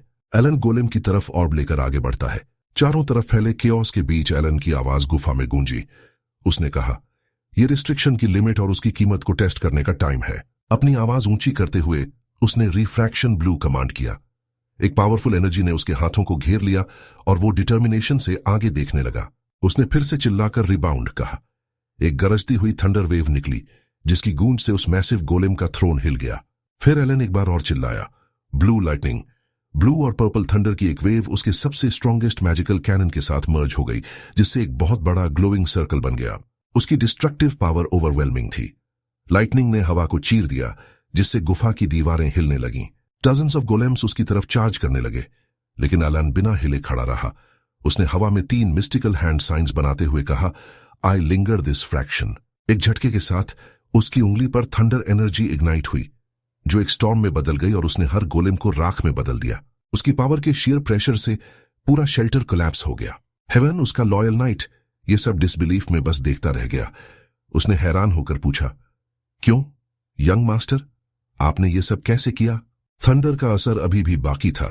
पत्थर के टुकड़े, पर्पल लाइट की फ्लैशेस और फेडिंग मैजिक की हल्की क्रैकल साउंड आ रही थी। गुफा अब पूरी तरह साइलेंट थी, सिवाय हवा में नाचती हुई रेजिजुअल लाइटनिंग की हम के। एवन अभी भी कांपते हुए आगे बढ़ा। अनबिलीवेबल, यंग मास्टर, आप इतने क्वाइट क्यों हैं? उसने पूछा, लेकिन एलन की नजरें कोल्ड थीं।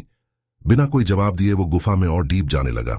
एवन ने मन ही मन कहा, आपने अपनी ट्रू पावर इतने समय तक कहां छुपा कर रखी थी? अपने 15 इयर्स के नाइटहुड में मैंने ऐसा कुछ कभी नहीं देखा। क्या आप कह रहे हैं कि वो सच में सेकंड टियर मैजिक था? एलन ने तुरंत जवाब नहीं दिया। उसकी आंखों में अनगिनत थॉट्स चल रहे थे। टूटे हुए शीशे की तरह मेमोरीज ओवरलैप हो रही थीं। मुझे खुद नहीं पता, उसने आखिरकार कहा। गेम में ये इतना पावरफुल नहीं था। उसे साइकेडेलिया का टर्न बेस्ड कॉम्बैट सिस्टम याद आया, जहां हर टर्न में एक सिग्नल या इनंसिएशन का यूज करके स्पेल को एनहांस किया जा सकता था। चेन लाइटनिंग, जो गेम में एक सिंपल अटैक था, अब एक पूरी तरह से डिफरेंट फोर्स बन चुका था, अलाइव और इवॉल्व्ड। 5 टर्न्स के एन्चांटमेंट ने थंडर ब्लेड्स को एम्पलीफाई कर दिया था, उन्हें एक लार्ज स्केल लाइटनिंग स्टॉर्म में फ्यूज करते हुए, जो उसने खुद भी इमेजिन नहीं किया था।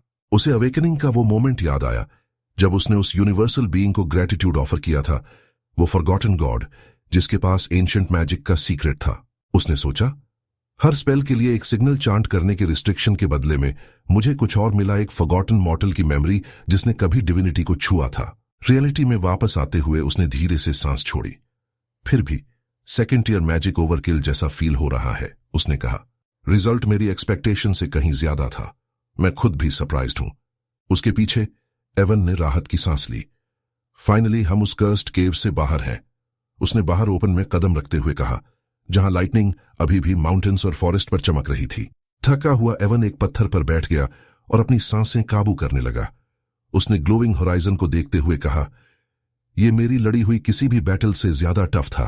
कुछ देर बाद एवन ने साइलेंस तोड़ते हुए कहा, आखिर किसने इतनी ड्रेडफुल जगह डिजाइन की होगी? एलन ने उसकी बात पर धीरे से सांस छोड़ी।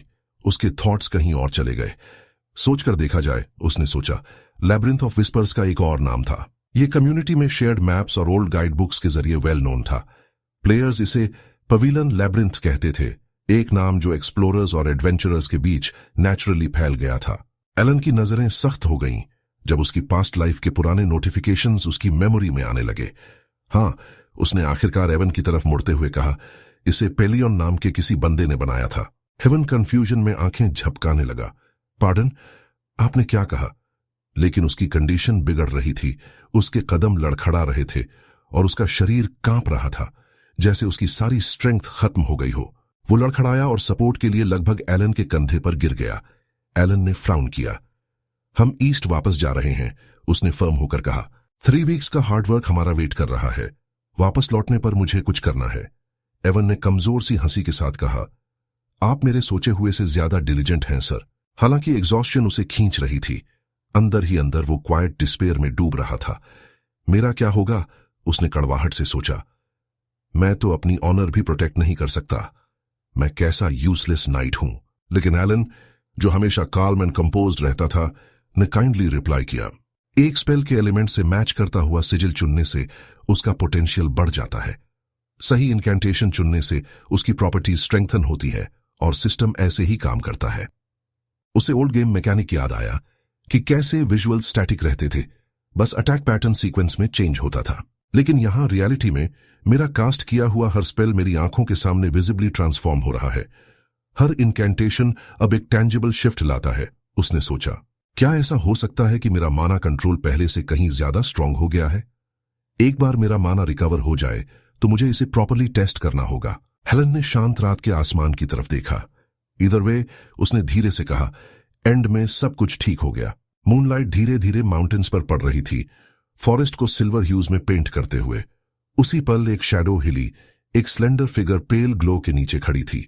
उसकी कोल्ड शार्प आंखों में मूनलाइट रिफ्लेक्ट हो रही थी। वो रिन्नी थी। वो तेजी से एक पत्थर से दूसरे पर कूदने लगी। उसके मूवमेंट साइलेंट और प्रिसाइज थे, जब तक कि वो उसी केव में एंटर नहीं कर गई जिसे एलन ने पीछे छोड़ा था। उसकी नजर एक स्टोन टैबलेट पर पड़ी जिस पर एंशिएंट मार्किंग्स थे। The age of the forgotten outer gods, उसने विस्पर किया। The script of the Elantha empire. अपना सिर झुकाकर उसने आगे पढ़ा। For a friend who would be left alone, the sword master Paland stood his ground. उसका एक्सप्रेशन डार्कन हो गया जब उसने पत्थर पर खुदे पुराने निशान को ट्रेस किया। रिन एक ग्लोइंग स्टोन टैबलेट्स के सामने खड़ी थी।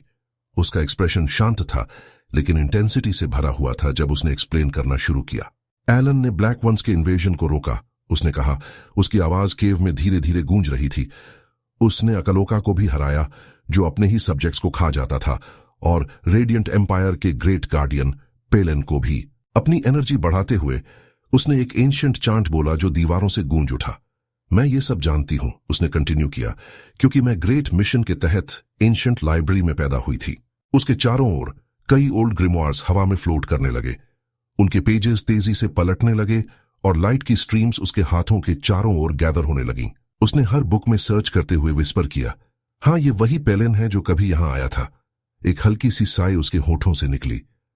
मुझे पता था कि ब्लडी क्वीन हिस्ट्री में लिखी हुई क्वीन से डिफरेंट है, उसने कहा। मैं बता सकती थी कि उसके बारे में कुछ एक्स्ट्रॉर्डिनरी था। पास में एक डार्क शैडो फॉर्म होने लगी। यूटिया अपने डीमनिक मैनिफेस्टेशन में खड़ी थी। उसका ऑरा वायलेंटली फ्लेयर हो रहा था। उसकी प्रेजेंस ही टेरिफाइंग थी। हवा कांप रही थी जब उसका फॉर्म स्टेबलाइज हुआ और उसकी क्रिम्सन आईज एंशिएंट सील पर टिकी थीं। केव के दूसरी तरफ एलन चुपचाप गहरे सोच में डूबा हुआ देख रहा था। ग्रेट मून ने खुद पेलन को एक वर्दी फ्रेंड कहा था, उसे याद आया। लेकिन वो इनकैंटेशन, वो तो एंशिएंट लाइब्रेरी के रिकॉर्ड्स में भी एग्जिस्ट नहीं करता। उसका एक्सप्रेशन सख्त हो गया। तो मून के शब्द सच थे, उसने खुद से विस्पर किया। हेल्टर के पास रिने हल्के से मुस्कुराई। एक रेयर ब्यूटीफुल स्माइल उसके चेहरे पर आई जब उसने कहा, मुझे खुद पर शर्म आ रही है। इतने समय तक बस ऑर्डर्स फॉलो करती रही। कहीं और उन्हीं डार्केंड रूइंस में एक धीमी आवाज गूंजी। तुम आ गए, एक लड़की ने शैडोज से धीरे से कहा। एक और फिगर डिम लाइट में आया, देउस हिडन ऑपरेटिव्स में से एक। उसकी शांत लेकिन वायलेंट आंखें उस लड़की से मिलीं जब उसने कोल्डली कहा, द मैन इन ब्लैक पहले ही आगे बढ़ चुका है। हवा में टेंशन बढ़ गई, जैसे अगला स्टॉर्म पहले ही आकार लेने लगा हो। अचानक एलन फ्रीज हो गया। अपनी विजन के कोने से उसने एक लड़के को देखा। उसका शरीर फ्रेल था, आंखें ढंसी हुई थीं जैसे भूखा हो। इससे पहले कि एलन रिएक्ट कर पाता, लड़के की गर्दन अननेचुरली मुड़ गई, एक डिस्टर्बिंग मोशन जिसने हवा को भी कंपा दिया। एलन के इंस्टिंक्ट्स तुरंत किक इन हुए जब उसने उस स्ट्रेंज डिस्टर्बेंस को इन्वेस्टिगेट करने की कोशिश की। दूसरी तरफ राइनो दूर से देख रहा था। उसका एक्सप्रेशन ग्रेव था। मुझे इसे प्रॉपर हैंडलिंग के लिए रिपोर्ट करना होगा, उसने मुड़ते हुए कहा। सीन काम ब्राइट मूनलाइट नाइट में शिफ्ट हुआ, जहां मून हॉन्टिंगली ब्यूटीफुल लग रहा था। काउंट पलाटियो की एस्टेट के अंदर पिछले एपिसोड वाली लेडी अपने बेड पर बैठी सोच में खोई हुई थी। तो वो बस एक रूमर था, उसने धीरे से विस्पर किया, लेकिन उसका माइंड एक इमेज को नहीं छोड़ पा रहा था। एलन की कोल्ड डिस्टेंट नजर अबिस की गहराइयों की तरह शार्प और अनफीलिंग। उसने अपनी मुट्ठियां हल्की सी भींच ली। And yet he is famous, उसने कहा। उसकी मेड ने धीरे से जवाब दिया, यस, काउंट पैलेसियो पावरफुल और रिनाउंड दोनों हैं। वुमन का एक्सप्रेशन सीरियस हो गया। स्ट्रेंज, उसने कहा। मेरे जैसा कोई जो सोशल गैदरिंग्स अवॉइड करता है वो रिमार्केबल कहलाने लगा। Isn't that strange father? वो दीवार पर अपने लेट फादर के पोर्ट्रेट की तरफ मुड़ी, लेकिन उसका टोन कुछ डार्कर हो गया। कोई कभी सस्पेक्ट नहीं करेगा कि इस घर को सच में बर्बाद करने वाली मैं हूं, जबकि मेरे फादर फूल की तरह एक्ट करते रहे। एक सिनिस्टर स्माइल उसके होठों पर आ गई। डार्क एनर्जी उसके चारों ओर रिपल करने लगी जब उसकी हिडन डिजायर सामने आई, एक एम्बिशन जो इतना ट्विस्टेड था कि हर किसी को डिस्ट्रॉय कर दे। उन्हें कैसे पता चला? उसने खुद से विस्पर किया, हाँ लगता है बहुत सारी आंखें देख रही हैं। तभी एक नाइट दरवाजा तोड़कर अंदर आया। उसका आर्मर खनक रहा था। लेडी कालिया, वो चिल्लाया। उसने तेजी से ऊपर देखा। क्या हुआ? प्लीज अपने रूम में तुरंत चलिए, उसने सांस फूलते हुए जवाब दिया। कुछ ही पलों बाद कालिया एक हॉरिफिक साइट के सामने फ्रोजन खड़ी थी। एक आदमी जमीन पर पड़ा था, उसकी सांसें बस चल रही थीं। उसके बॉडीगार्ड ने उसके पास घुटने टेक कर कहा, लगता है सील एक्टिवेट नहीं हुआ। इसका मतलब है उसने सीक्रेट रिवील नहीं किया। कालिया की क्रिम्सन आंखें सिकुड़ गईं। उसने जानबूझकर इसे मेरे चेंबर में रखा, उसने अपनी पकड़ मजबूत करते हुए कहा। उसकी स्माइल कुछ विकेड हो गई। तो उन्हें यह पता चल गया है ना? उसकी आवाज एक विस्पर में बदल गई। मैं ऑफ गार्ड पकड़ी गई और एक मेजर वीकनेस के साथ। दोस्तों, अगले सीन से पहले जल्दी जल्दी वीडियो को लाइक एंड हाइप कर दो। और हाँ, लॉर्ड ऑफ मनहुआस को सब्सक्राइब करना मत भूलना। बहुत मेहनत लगती है गाइज। बस यही छोटा सा फेवर मांगता हूं आप सबसे। कहीं और इवन एलन का नाइट गहरी नींद में सो रहा था। एक लेजी डॉग की तरह जोर जोर से खर्राटे ले रहा था, बाहर बन रहे टर्मोइल से पूरी तरह अनअवेयर। हेलन मीनवाइल पास में चुपचाप बैठा फोकस करने की कोशिश कर रहा था। हालांकि उसके नाइट के सोने की रिडिकुलस नॉइज ने उसका पेशेंस लगभग तोड़ दिया था। उसने साई करते हुए कहा, मैं इस इडियट का क्या करूंगा? लेकिन अंदर ही अंदर एलन को सेंस हो रहा था कि कुछ डेंजरस आ रहा है। रिन्ने और देउस उसके बारे में इंफॉर्मेशन के फ्रैगमेंट्स जानने के बाद पहले से ही नए प्लान्स बना रहे थे। और कहीं शैडोज में red haired woman lady Kalia अपने अगले स्टेप की तरफ बढ़ रही थी। एक वुमन जो ग्रीड से इतनी करप्टेड थी कि वो पावर हासिल करने के लिए अपने फादर की लेगेसी को भी मार सकती थी। उसकी ब्लड लाइन के पीछे की हिस्ट्री, उसका मैडनेस और उसे पोजेस करने वाली फोर्स अभी भी अनटोल्ड थी। मीनवाइल डिम मूनलाइट के नीचे अल्टिया टेरिटरी में एक धीरे धीरे चलती कैरेज के अंदर लेडी लोरिया टेंसली बैठी थी। जैसा एक्सपेक्टेड था, उसने कभी इमेजिन नहीं किया था कि एलन जैसे किसी को कोई इतनी लाइटली लेगा। उस मोमेंट उसे रियलाइज हुआ कि एलन ने एक असैसिनेशन रोकने के लिए अपनी लाइफ रिस्क की थी। उसके थॉट्स अपने पाथ की तरफ चले गए। उसने वर्ल्ड की नोबल फैमिलीज को कंपेयर किया और खुद से विस्पर किया, वो ऐसा बंदा है जिससे तुम्हें कभी दुश्मनी नहीं करनी चाहिए। हेलन साइलेंट रहा, उसके टर्मोइल से अनअवेयर।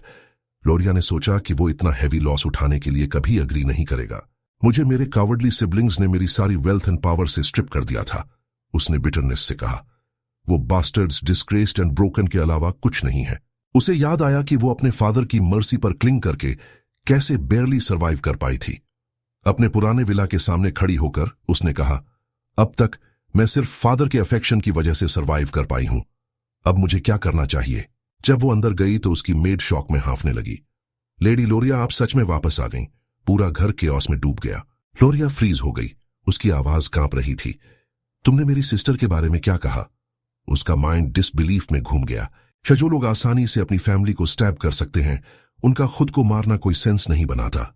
अचानक उसके हाथ कांपने लगे। तो फिर मेरे ब्रदर और मोरिराना का क्या? इससे पहले कि मेड जवाब दे पाती, दरवाजे खुल गए। दो फिगर्स, उसके यंगर ब्रदर और सिस्टर, डोरवे में खड़े थे।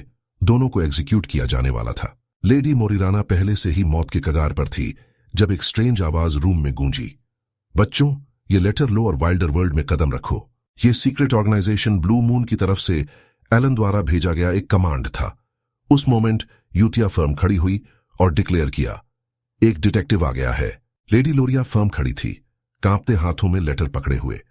उसने इसे केयरफुली पढ़ा, उसकी आवाज लो बट स्टेडी थी। इस बार उसने कहा, हर लेटर पर्सनली डिलीवर किया गया है। एलन के सभी मेंबर्स के पास भी लेटर्स थे, हर एक में एक न्यू मिशन के लिए ऑर्डर्स थे। मीनवाइल लियो रिने की तरफ मुड़ा और एक हल्की सी मुस्कान के साथ कहा, यह अच्छा है, a new mission means a new opportunity. लेकिन सीन जल्दी से लेडी लोरिया पर वापस शिफ्ट हो गया।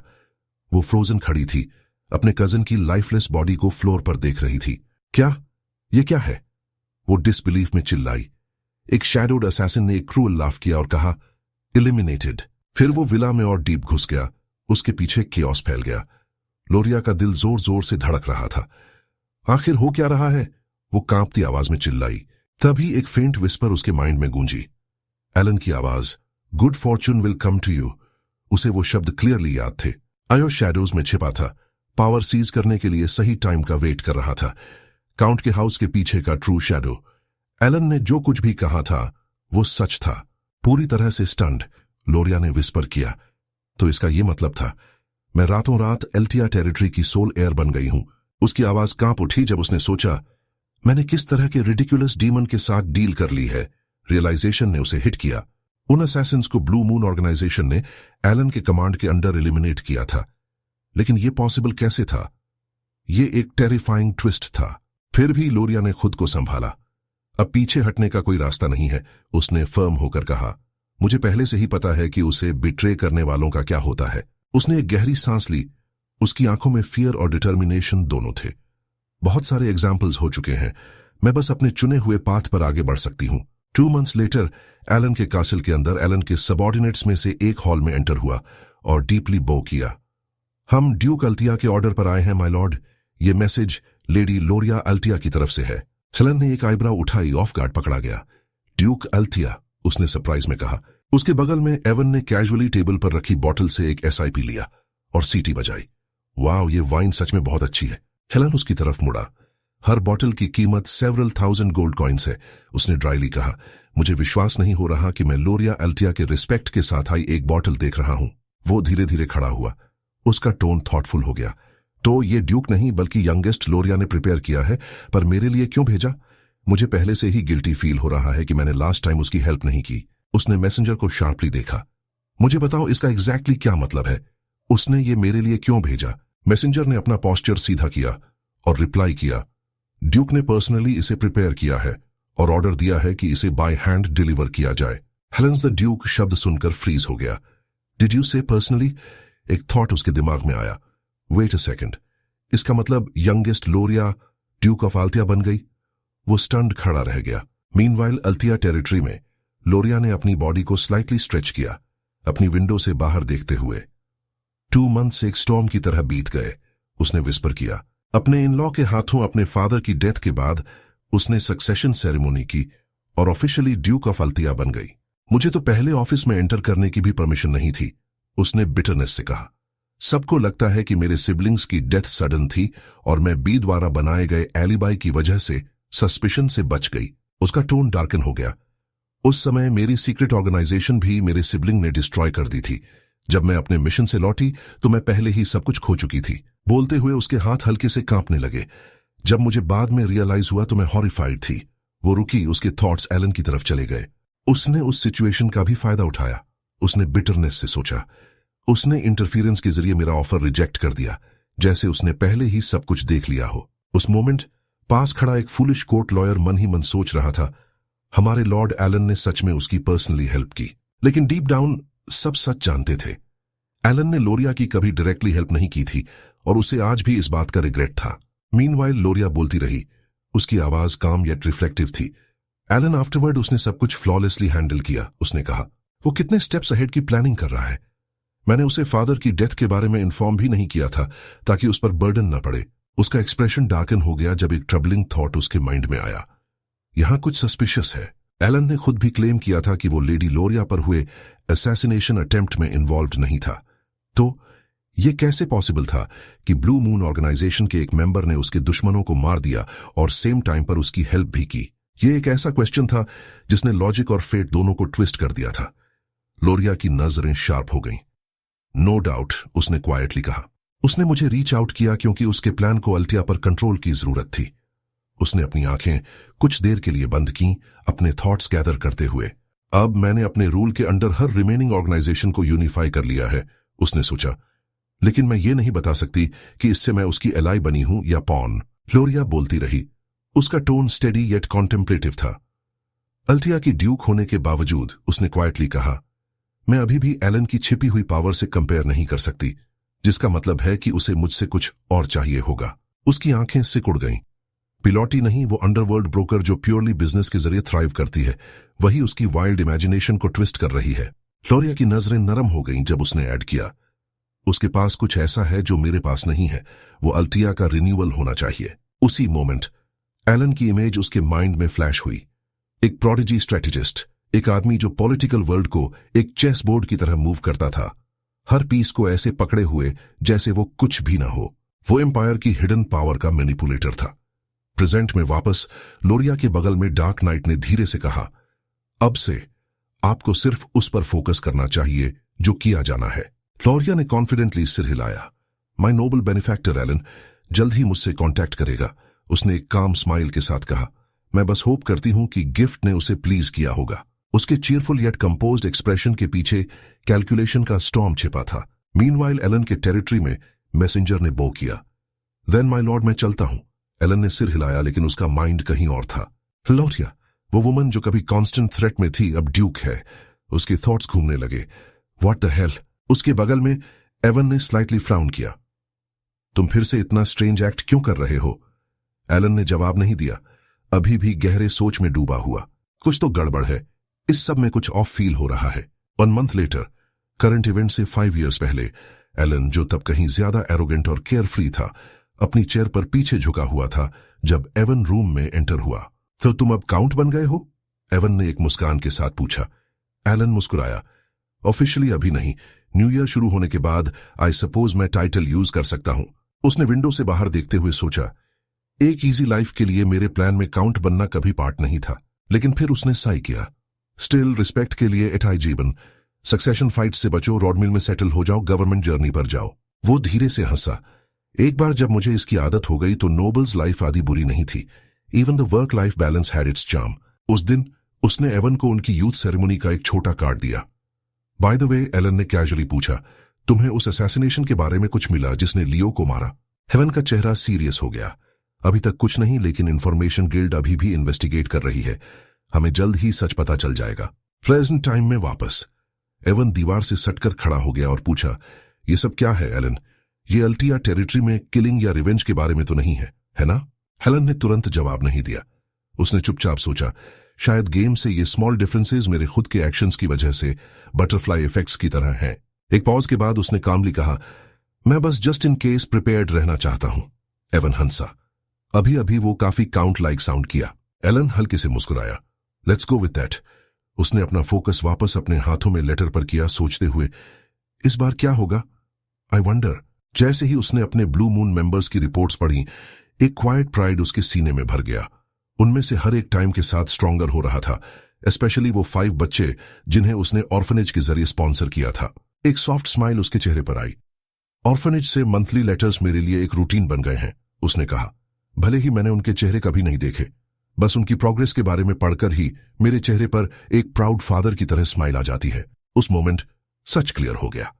एलन शैडोज से 5 रिमार्केबल बच्चों को पाल रहा था, हालांकि वो कभी सच में मिले नहीं थे। उसने फिर से लेटर पर नजर डाली। उसका एक्सप्रेशन नरम हो गया। वो बहुत बड़े हो गए हैं। फिर अचानक एक थॉट उसके दिमाग में आया। सोचकर देखा जाए, अब वो कितने साल के हैं? उसने जोर से पूछा।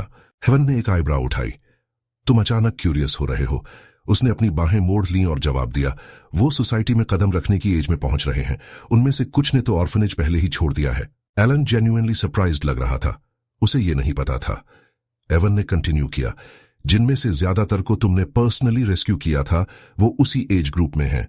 वो 5 बचपन में क्यूट और चबी थे, स्पेशली सियोलरांग, वो लिटिल किटन। वो बंच में सबसे वाइल्ड है। हेलन डिसबिलीफ में आंखें झपकाने लगा। रियली? उसने लगभग एक अस्टॉनिश्ड फूल की तरह कहा। अपनी इमेजिनेशन में वो उन 5 बच्चों को मुस्कुराते हुए देख सकता था, जो उसे इतने समय तक चुपचाप पालने के लिए दिल से थैंक यू कह रहे थे। हेलन ने एक वार्म एक्सप्रेशन के साथ लेटर को पकड़ा। ऑलराइट, आई सपोज अब उन्हें जाने देने का टाइम आ गया है। हेवन ने उसे सरप्राइज से देखा। रियली? क्या ये वही नहीं है जिन्हें तुमने जानबूझकर पास रखा था? एलन अपनी चेयर पर पीछे झुक गया। उसका एक्सप्रेशन काम येट थॉटफुल था। अब कोई जरूरत नहीं है, उसने क्वाइटली कहा। वो अच्छी तरह से बड़े हो गए हैं। अब उनके फ्यूचर के बारे में सोचना शुरू करने का टाइम है।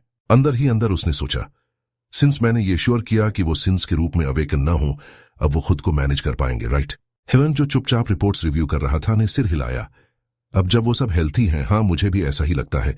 लेकिन एलन की आंखें थोड़ी सिकुड़ गईं जब उसने उनके इंडिविजुअल टैलेंट्स को याद करना शुरू किया। उनमें से हर एक की अपनी स्ट्रेंथ है, उसने धीरे से कहा।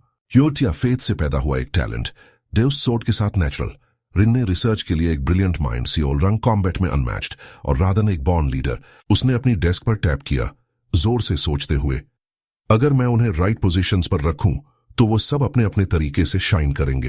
हेलन को यह रियलाइज नहीं हुआ। हालांकि कि वो शब्द कितने टेरिफाइंगली सच हो जाएंगे। उसके पाले हुए 5 बच्चे एक दिन मॉन्स्टर्स बनेंगे। ब्लू मून ऑर्गेनाइजेशन के फाउंडर्स अंडरवर्ल्ड को उन तरीकों से रीशेप करते हुए जो उसने कभी इमेजिन नहीं किया था। अपनी काइंडनेस से बोए गए स्टॉर्म से अनअवेयर एलन हल्के से मुस्कुराया। मैं उनमें से हर एक को एक गिफ्ट भी दे सकता हूं, उसने सोचा। उन्हें वो पसंद आएगा और मैं वैसे भी प्लान कर रहा था। शाम का सूरज विंडो से चमक रहा था। उसकी डेस्क पर गोल्डन लाइट डाल रहा था। एलन अपने लास्ट डॉक्यूमेंट्स को नीटली क्लोज करते हुए खड़ा हुआ। ऑल राइट, लेट्स गो, उसने कहा। एवन ने लेजिली स्ट्रेच किया। Then I be off to, उसने यौन करते हुए कहा, डोर की तरफ बढ़ते हुए। एलन ने अपने नाइट की इंडिफरेंस पर अम्यूज्ड होकर एक छोटा सा नॉट दिया। एवन ने जाते हुए हाथ हिलाया। Bye bye. मे बी अगर बाद में चीजें अच्छी रहीं तो मुझे एक छोटा सा बोनस मिल जाएगा। एलन ने अपने नाइट के केयरफ्री एटीट्यूड पर हल्के से मुस्कुराते हुए सिर हिलाया। उधर यूतिया ब्लूदिया एलन का भेजा हुआ लेटर पढ़कर खत्म करती है और एक्साइटमेंट में सबको बताती है कि नए ऑर्डर्स आ गए हैं। इस बार अलान ने हर मेंबर को इंडिविजुअली लेटर भेजा था, जिससे सभी सिंस हैरान थे। इससे पहले कि वो कुछ और करते, यूतिया सजेस्ट करती है कि उन्हें पिछला लेटर भी पढ़ लेना चाहिए, क्योंकि नए इंस्ट्रक्शंस पर हाई लेवल अटेंशन की जरूरत लग रही थी। यह सुनकर सियोलरंग क्यूट अंदाज में कहती है कि पुराने लेटर्स तो सिर्फ यूतिया ही पढ़ पाती थी। यूतिया एक्सप्लेन करती है कि एलन ने सबको पर्सनल ऑर्डर इसलिए दिया है क्योंकि अब वो चाहता है कि सभी लोग खुद कंटेंट्स को देखें। एलन के लेटर को देखकर सियोलरंग और दूसरे सिंस क्यूरियस किटन्स की तरह रिएक्ट करते हैं। सियोलरंग लड़खड़ाती जुबान में मैसेज की पहली लाइन रिपीट करती है। लेटर में एलन ने लिखा था, तुम लोग कैसे हो? लगता है तुम्हारे कई टैलेंटेड दोस्त बन गए हैं। किसी भी चीज की जरूरत हो तो बताना। ये पढ़कर रिने कमेंट करती है कि ये तो नॉर्मल स्मॉल टॉक जैसा लग रहा है, लेकिन यूतिया मुस्कुराती है। वो समझ गई थी कि एलन ने जानबूझकर ओपनिंग सिंपल रखी है। ग्रीटिंग लेटर के बाद ये उसका पहला असली ऑर्डर था। इसमें उसने एलिमिनेशन टारगेट्स, मिशन असाइनमेंट्स और रिजल्ट रिपोर्ट करने के इंस्ट्रक्शंस दिए थे। इसी दौरान उसने ब्लू मून की जिम्मेदारी यूतिया को सौंपी थी। जैसा कि सब देख सकते थे, एलन ने पर्सनली उन सबको चुना था और सभी सिंस उससे मिलने के लिए एक्साइटेड थे। देउस मकालियन सिर हिलाकर कहता है कि ये बात सेंस बनाती है। इससे इंफॉर्मेशन लीक होने से बचेगी।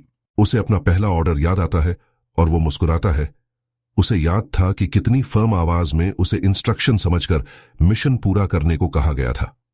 देउस फिर सोचता है कि क्या एलन से डायरेक्टली मिलना बेहतर होगा या मैजिक कम्युनिकेशन से कांटेक्ट करना। रडान भी अग्री करता है कि अगर लीक्स का इश्यू है तो लेटर्स भेजना अनयूजुअल लगता है। तभी यूतिया का एक्सप्रेशन शार्प हो जाता है। वो सबको याद दिलाती है कि उनकी ड्यूटी सिर्फ एलन के ऑर्डर्स फॉलो करना है। वो लेटर को टाइट पकड़ लेती है और उसके अनवेवरिंग रिजॉल्व को देखकर डेउस एक साई करता है। आखिर में डेउस कहता है कि उन्हें ऑर्डर्स ठीक से पढ़ने चाहिए। कुछ देर बाद अपना असाइनमेंट पढ़ने के बाद डेउस बताता है कि एलन ने उसे नाइट्स की नेशन कैलिबन जाने का ऑर्डर दिया है। सियोलरंग मुंह बनाते हुए कहती है कि वो तो एक डिजर्ट कॉलोनी है जो उसे पसंद नहीं।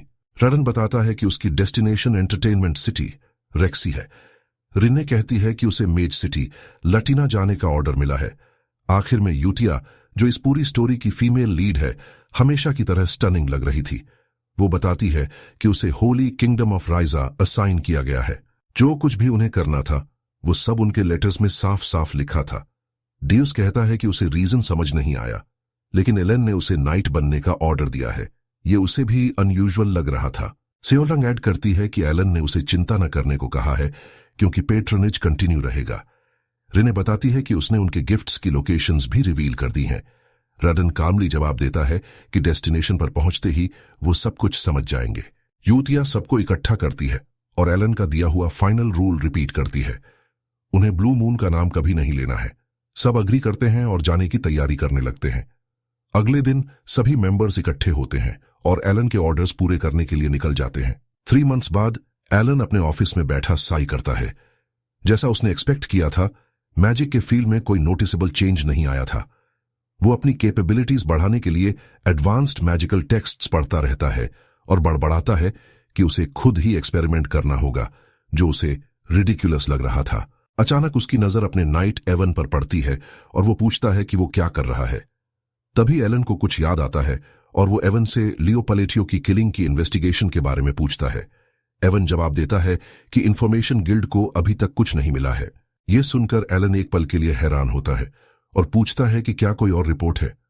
फिर वो मन ही मन कहता है कि 5 ग्रेट सिंस को बचाने से जो बटरफ्लाई इफेक्ट हुआ है वो अब कंट्रोल से बाहर जा चुका है। यहां तक कि लोरिया अल्तिया, जो स्टोरी लाइन में कभी अपीयर ही नहीं होनी थी, वो अब अल्तिया ड्यूकडम की ड्यूक बन चुकी थी। ये सोचकर वो परेशान हो जाता है। लोरिया अंडरवर्ल्ड में टेरिफाइंग स्पीड से अपनी पावर और इन्फ्लुएंस बढ़ा रही थी। एलन थकी हुई हंसी हंसता है और एवन से कहता है कि उन्हें ये इन्वेस्टिगेशन रोक देनी चाहिए। वो एवन को समझाता है कि ये पूरी सिचुएशन उसकी अपनी इग्नोरेंस का नतीजा है। इस जगह पर इंफॉर्मेशन गिल्ड के नेटवर्क से लगभग कुछ भी नहीं बचता। वो कहता है कि अगर उसने उन चीजों को अनकवर करने की कोशिश की जिन्हें उसे नहीं छूना चाहिए, तो कॉन्सिक्वेंसेस बहुत बुरे हो सकते हैं। वो बड़बड़ाता है कि अगर कोई अनएक्सपेक्टेड कॉम्प्लिकेशन सीधा डेथ तक ले जाए तो इन्वेस्टिगेशन मीनिंगलेस है। आखिर में वो इवन से कहता है कि गिल्ड को इन्वेस्टिगेशन रोकने के लिए इन्फॉर्म कर दे। इवन सिर हिलाता है और तभी उसे कुछ याद आता है। वो बताता है कि डेउस मकालियान को हाल ही में कलिबान में एक नाइट के तौर पर अपॉइंट किया गया है। एलन हैरानी से सिर उठाकर पूछता है, really? Good for him. Another 3 months बाद एवन स्नैक्स लेकर रूम में आता है। वो एलन को बताता है कि डेउस ने एक पूरी नाइट ऑर्डर बना ली है। एलन सीधा होकर बैठ जाता है। A night order? इसका मतलब वो कम से कम एक्सपर्ट लेवल या उससे ऊपर है। वो सोचता है, क्या वो सोर्ड मास्टर के लेवल पर पहुंच गया है? एवन जवाब देता है कि डेउस सोर्ड एक्सपर्ट के लेवल पर पहुंच चुका है। एलन मन में सोचता है कि उसे अपॉइंट हुए ज्यादा टाइम नहीं हुआ है। कॉन्टिनेंट भर के स्टूडेंट्स अब उसके बारे में बात कर रहे हैं और कह रहे हैं कि दुनिया को 10 years के अंदर 5th मास्टर नाइट देखने को मिलेगा। हेलन आईब्राउ उठाकर पूछता है, डेउस द फ्यूचर मास्टर नाइट? तुम्हारा मतलब वो जिसे वो लोग सोर्ड ऑफ कैलिबान कहते हैं? एवन हंसकर जवाब देता है, यस, वो इनक्रेडिबली टैलेंटेड है। कैलिबान उसकी वजह से अप्रोर में होगा। वो अपनी सोर्ड्समैनशिप से और ज्यादा रिकॉग्निशन और फॉलोअर्स गेन कर रहा है। एलन चुपचाप उसकी प्रोग्रेस एडमायर करता है। 6 months और बीत जाते हैं। 5 ग्रेट सिंस को ऑर्फनेज छोड़े हुए लगभग 1 साल हो चुका था। एलन एक काउंट की रिस्पॉन्सिबिलिटीज का आदी हो ही रहा था कि एवन फिर से भागता हुआ न्यूज लेकर आता है। वो बताता है, डेउस ऑफिशियली द सोर्ड ऑफ कैलिबान बन गया है। ये सुनते ही एलन अपनी जगह पर फ्रीज हो जाता है।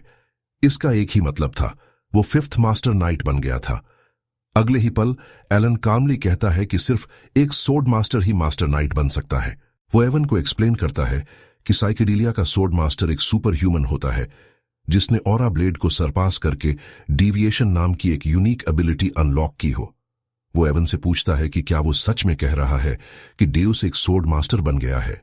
एवन उसे इंटरप्ट करके क्लैरिफाई करता है कि डेउस अभी उस लेवल तक पहुंचने वाला है।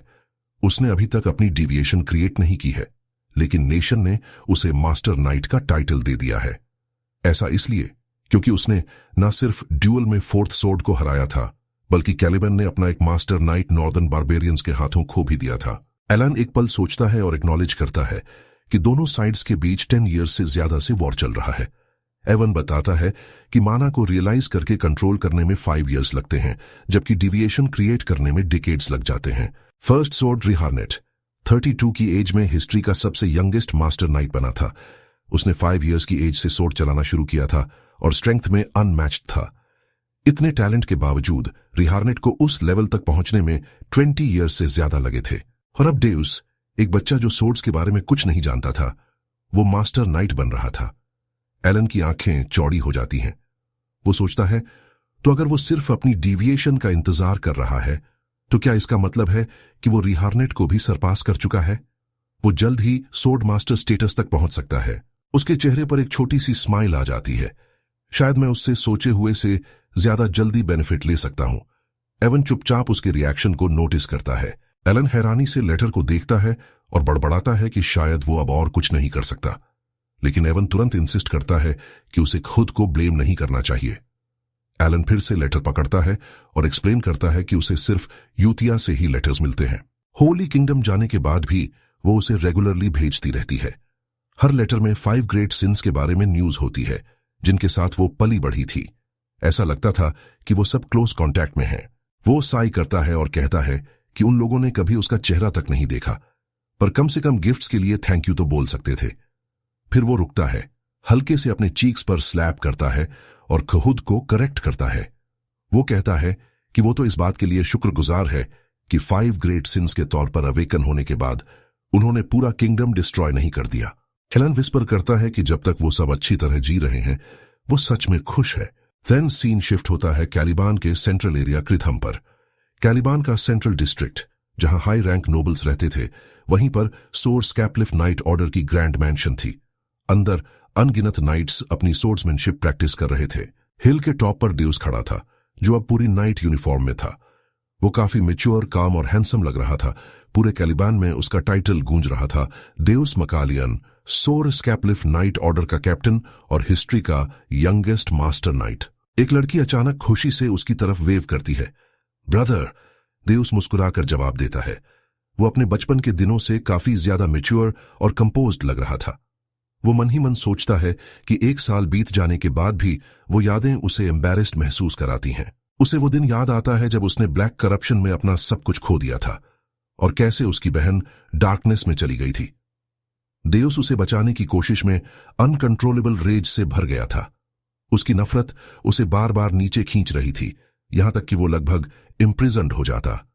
वो पूरी तरह डार्क साइड में चला गया था। द ग्रेट मून ने उसकी जान बचाई थी, पर सिर्फ यही वजह नहीं थी। उसने डेस्परेशन में अपनी अलीजियंस स्वेयर की थी, क्योंकि उसे लगा था कि यही एकमात्र रास्ता बचा है। वो यूथिया की आवाज को याद करता है और खुद को अपना बदला अपने हाथों से लेने का प्रॉमिस याद दिलाता है। ब्लू मून के अंडर काम करते हुए उसने अनगिनत डेंजरस मिशंस किए। उसने कभी कंप्लेन नहीं की, कभी हेजिटेट नहीं किया। हर असाइनमेंट ब्लैक फोर्सेस को फेस करने की तरफ एक स्टेपिंग स्टोन बन गया। कई सालों बाद उसे आखिरकार अपना पहला पर्सनल ऑर्डर मिला। जब उसने आखिरी लेटर खोला तो वो कंफ्यूज हो गया था। ऑर्डर ब्लू मून के दिए गए किसी भी ऑर्डर से अलग था। वो उसे सदर्न कैलिबान के एक छोटे से इन में ले गया, जहां उसे एक गिफ्ट रिट्रीव करने के लिए कहा गया था। शुरू में वो एक्साइटेड नहीं था। जिस बंदे ने सब कुछ खो दिया हो, उसके लिए गिफ्ट्स कुछ भी मायने नहीं रखते थे। लेकिन लोकेशन पर पहुंचते ही डेउस इंस्टेंटली समझ गया कि उसका मास्टर एलन उसे क्या देना चाहता था। गिफ्ट उसकी बहन थी, जिंदा, सेफ और उसका इंतजार कर रही थी। लेटर की आखिरी लाइन पढ़ते ही उसकी आंखें डिसबिलीफ में कांप उठीं। द ग्रेट मून की तरफ से गिफ्ट तुम्हारी फैमिली है, जिसे तुमने हमेशा के लिए खोया हुआ समझ लिया था। ये पढ़ते ही डेउस टूट जाता है। आंसू अनकंट्रोलेबली बहने लगते हैं और वो आगे बढ़कर कांपते हुए हाथों से अपनी बहन को गले लगा लेता है। उसकी बहन शॉक में उसे घूरती रहती है। उसे यकीन नहीं हो रहा था कि वो क्या देख रही है। डेउस के लिए वो अपनी जान से भी ज्यादा कीमती थी। डेउस माकालियन अपनी बहन को जोर से गले लगा लेता है। आंसुओं के बीच उसकी आवाज कांप रही थी। वो कहता है कि जिस बहन को वो मरा हुआ मान चुका था, वो आज भी जिंदा है। दर्द और राहत के मिक्स इमोशंस के साथ वो अपनी बहन से पूछता है कि उसे खोने के बाद क्या हुआ था। स्टाइला भी अपने भाई का हाथ पकड़कर रो रही थी, पर वो उसे कंफर्ट करने के लिए हल्की सी स्माइल देती है। थोड़ी देर बाद जब वो शांत हो जाती है तो वो चाय पीते हुए एक्सप्लेन करना शुरू करती है। वो बताती है कि उन लोगों के ले जाने के बाद वो लंबे समय तक अंधेरे में फंसी रही। बोलते बोलते उसे वो सारी यादें ताजा हो जाती हैं। वो डिस्क्राइब करती है कि कैसे उसे एक पिच ब्लैक केज में बंद कर दिया गया था, जहां वो अपनी मौत का इंतजार कर रही थी। जब आखिरकार उसकी बारी आई तो वहां कोई टेरिफाइंगली स्ट्रांग बंदा अपीयर हुआ। उस बंदे ने उसका हाथ पकड़ा और उसे रोशनी की तरफ खींच लिया, जिससे वो बचकर भाग सकी। कई सालों बाद जब उसे एक स्लेव मर्चेंट को बेचा जा रहा था, तब एक और पावरफुल फिगर ने उसे फिर से बचाया। एक ब्लेड ने अटैकर्स को काट दिया और वो दूसरी बार बच गई। वो बंदा एलन का नाइट एवन था, जिसने डेउस की बहन स्टाइला को बचाया था। प्रेजेंट में वापस आकर स्टाइला एक्सप्लेन करती है कि उन इवेंट्स के बाद उसे एक स्पॉन्सर से प्रेशियस मेडिसिन मिली। वो एलन का लेटर पकड़कर कॉन्फिडेंटली बताती है कि ये लेटर उसे पर्सनली दिया गया था और एलन बिना फेल हुए मेडिसिन और सपोर्ट भेजता रहा। लेटर पर एलन पैलेटियो का नाम लिखा था और मैसेज में बताया गया था कि एलन ने ये सब कुछ स्टाइला के लिए भेजा है और इसे पर्सनली डिलीवर करने का ऑर्डर दिया है। उस पल डेउस समझ गया कि द ग्रेट मून उसकी बहन के लिए भी काम कर रहा था। वो पहले से ही जानता था कि उसकी बहन उसके लिए कितनी प्रेशियस है। स्टाइला खुशी से कहती है कि द ग्रेट स्पॉन्सर ने उसकी इतनी मदद की है कि वो शब्दों में बयान नहीं कर सकती। एलन ने एवन के थ्रू उन्हें सपोर्ट किया था, क्योंकि वो अपनी असली आइडेंटिटी छिपाकर रखना चाहता था। ये सब सुनकर डेउस स्टन्ड रह गया। उसके चेहरे पर शॉक साफ दिख रहा था, क्योंकि द ग्रेट मून उसकी बहन को अपने असली नाम से प्रोटेक्ट कर रहा था। वो समझ नहीं पा रहा था कि द ग्रेट मून को उनकी सिचुएशन के बारे में पता कैसे चला। उसने अपनी फैमिली के बारे में कभी किसी से बात नहीं की थी। सिर्फ यूतिया ब्लूदिया ने उस ब्लैक लैम्प को नोटिस किया था जिसने कभी उसे टारगेट किया था। वो सीरियस होकर खुद से पूछता है कि द ग्रेट मून सब कुछ कैसे जानता है। सब द ग्रेट मून को एक अनपैरेलल्ड प्रोडिजी मानते थे जो हर छिपे हुए सच से अवेयर लगता था। उसी समय डियोस के दिमाग में यूतिया से जुड़ी यादें ताजा हो जाती हैं। कंफ्यूजन और डिसबिलीफ उसे एक सिंगल पिक्चर की तरफ खींच रहे थे। अचानक सब कुछ अलाइन हो गया। उसे अब समझ आया कि यूतिया आखिर द ग्रेट मून के बारे में बात करते हुए एंग्शियस क्यों हो जाती थी, उसकी आवाज में नर्वसनेस क्यों होती थी, और वो बार बार क्यों याद दिलाती थी कि एक सोड अपने मास्टर के बिना कभी खुद से एक्ट नहीं कर सकती। ये रियलाइज करते ही उसके थॉट्स में अंधेरा छा गया कि असली बेवकूफ तो वो खुद था। फिर भी होप की एक किरण बची थी। उसे याद आया कि द ग्रेट मून पहले से ही सब कुछ जानता था और उस बच्चे के लिए हिंट्स छोड़ रहा था जिसे अकेले सरवाइव करने के लिए फोर्स किया गया था। ये सच जानते ही उसका शरीर कांपने लगा। स्टाइला उसे इस रियलाइजेशन से बाहर खींचती है और पूछती है कि वो इतना स्टंड क्यों लग रहा है। अंदर ही अंदर देउस समझ गया था कि उसकी सोड ने अकेले एक्ट करने की हिम्मत की। फिर भी द ग्रेट मून ने मर्सीफुल होना चुना। नैरेटर का व्यू वाइड होता है जिससे पता चलता है कि द ग्रेट मून यानी एलन डियोस की लाइफ को एक केयरफुली अरेंज स्ट्रेटेजी की तरह गाइड कर रहा था, जैसे किसी पपेट को कंट्रोल कर रहा हो। डियोस विस्पर करता है कि उसने इतने साल नफरत और बदले की आग में गुजार दिए, पर कभी हर चीज के पीछे का सच नहीं समझ पाया। डियोस अपनी बहन को देखता है। उसका चीयरफुल एक्सप्रेशन किसी ऐसे इंसान की ब्राइटनेस लिए हुए था जो एक लंबे भयानक अंधेरे से बाहर निकला हो। वो सरवाइव कर गई थी। द ग्रेट मून ने उसे बचाया था और उनकी फैमिली को प्रोटेक्ट किया था। उसके लिए ये सर्वाइवल किसी भी गिफ्ट से बढ़कर था। तभी उसके दिमाग में यूतिया के शब्द गूंजते हैं। वो हमेशा कहती थी कि एक दिन वो समझेगा कि वो उस बंदे को क्यों फॉलो करती है जो सच में टेरिफाइंग है, द ग्रेट मून। डियोस को रियलाइज होता है कि यूतिया ना तो फैनेटिक थी और ना ही ब्लाइंड ट्रस्ट पर टिकी थी। उसने अपनी विल से कलिबान में जगह बनाई और नाइट बनी। फिर भी वो एलन की पूजा ऐसे करती थी जैसे वो कोई गॉड हो। अब डियोस को आखिरकार समझ आ गया था कि क्यों। डिटर्मिनेशन उसके चेहरे पर छा जाता है। वो डिक्लेयर करता है कि उसका मिशन कैलिबान के पिनिकल तक पहुंचना, एक मास्टर नाइट बनना और द ग्रेट मून को डिवोटेड फाइनेस्ट सोर्ड्समैन की एक पर्सनल नाइट ऑर्डर बनाना है। अब वो ये भी समझ गया था कि यूतिया क्यों हमेशा कहती थी कि एलन उसका गॉड और लाइफ सेवर है, और अपने डिसीजन से फ्यूल्ड होकर डियोस सोर्ड मास्टरी और अपनी नाइट ऑर्डर बनाने के रास्ते पर चल पड़ता है। कुछ समय बाद डियोस बैल्कनी पर खड़ा था। एक लंबा नाइट पास आकर इन्फॉर्म करता है कि समय आ गया है। डियोस आगे बढ़कर नीचे इकट्ठी हुई नाइट ऑर्डर को देखता है। वो अनाउंस करता है कि ये एक्सपीडिशन सोर्स कैपलिफ नाइट ऑर्डर के लिए पहला स्टेपिंग स्टोन होगी। वो अपनी मेस्मराइजिंग और टेरिफाइंग सोर्ड को पकड़ता है और डिक्लेयर करता है कि वो उस दिन का इंतजार कर रहा है जब वो द ग्रेट मून को अपना ग्रेटिट्यूड ऑफर कर सकेगा। उसकी आंखों में डार्क डिटर्मिनेशन चमक रहा था। इसके बाद सोर्स कैपलिफ नाइट्स बारबेरियंस के खिलाफ एक्सपीडिशन पर निकल जाते हैं। उधर एलन अपनी किताब एग्जामिन कर रहा था और बड़बड़ा रहा था कि सब उससे दूर चले गए हैं और अब उसे और इन्फॉर्मेशन नहीं चाहिए। उसकी लाइफ कैओटिक होती जा रही थी। फिर भी वो खुद को फोकस करने के लिए कहता है। लैबिरिंथ से लौटने के बाद उसने अपना अटेंशन वहां मिले फ्रेजेस को रिसर्च करने में लगाया। एलन एक हल्की सी हंसी हंसता है, सैटिस्फाइड कि उसकी रिपोर्ट्स आखिरकार कंप्लीट हो गई हैं।